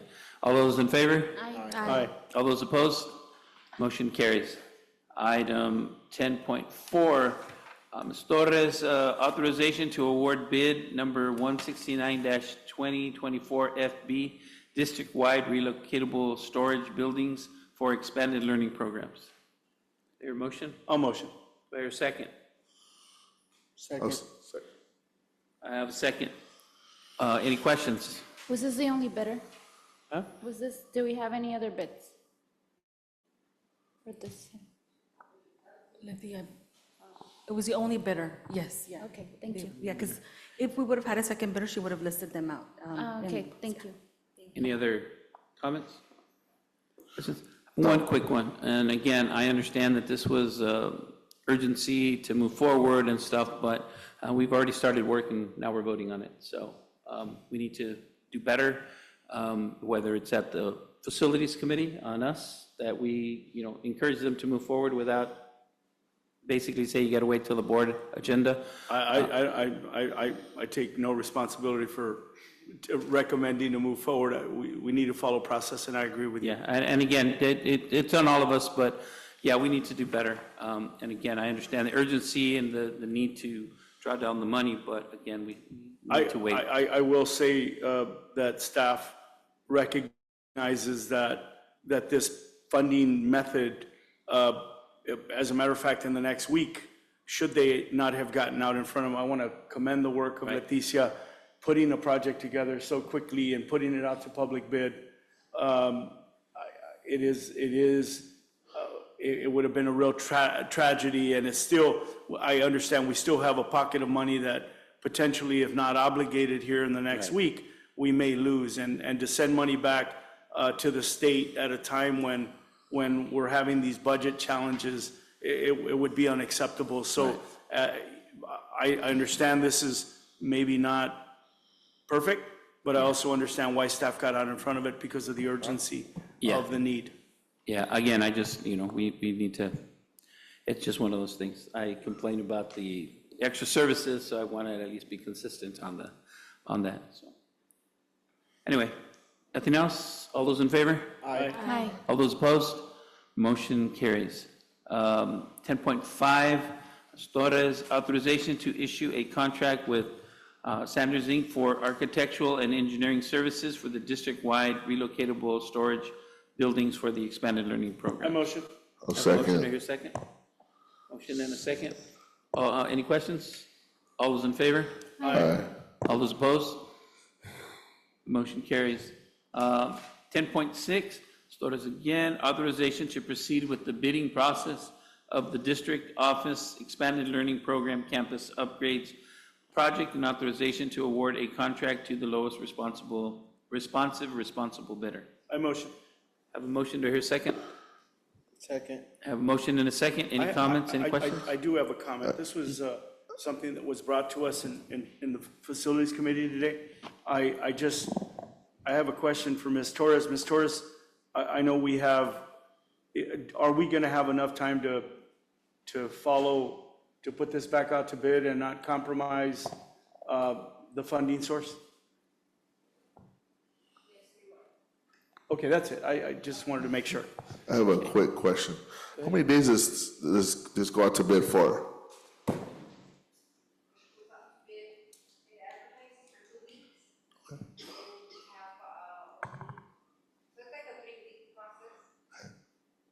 All right, thank you. In this particular case, are you going to have a job walk inviting contractors to the? Oh, tomorrow's your job walk? Wow, okay. My motion stands. So we're hoping we pass it today. Yeah. Yes, hoping for approval today. Any other questions? Seeing none, all those in favor? Aye. All those opposed? Yeah. Motion carries. Item, where am I? 11.1. Assistant Sue McLeod, not here. Approval of the new job description for the early childhood education instructional coach. I motion. Do I hear a second? Second. Motion and a second. Any questions? All those in favor? Aye. All those opposed? Motion carries. Item 12, consent calendar. All right, all matters listed under the consent calendar are considered by the board to be routine and will be acted upon in one motion. There will be no discussion of these items prior to the time the board considers the motion unless members of the board or staff request specific items to be discussed and/or removed from the consent calendar, in which event the item or items will be considered separately. The superintendent, assistant superintendent of educational services, assistant superintendent of business and finance, and assistant superintendent of human resources recommend the approval of all consent calendar items. Do I hear a motion? I motion to approve the consent calendar respecting any board member wanting to pull an item. I'll second. Okay, I got a motion and a second. Anybody want to pull anything? I dare you. Yeah, no kidding. Okay, seeing none. All those in favor? Aye. All those opposed? Motion carries. Motion to Item- adjourn. Second. Motion, I have a motion and a second. All those in favor? Aye. All those opposed? Nobody wants to stay. We are done at 12:26. Thank you all for your patience. I appreciate it.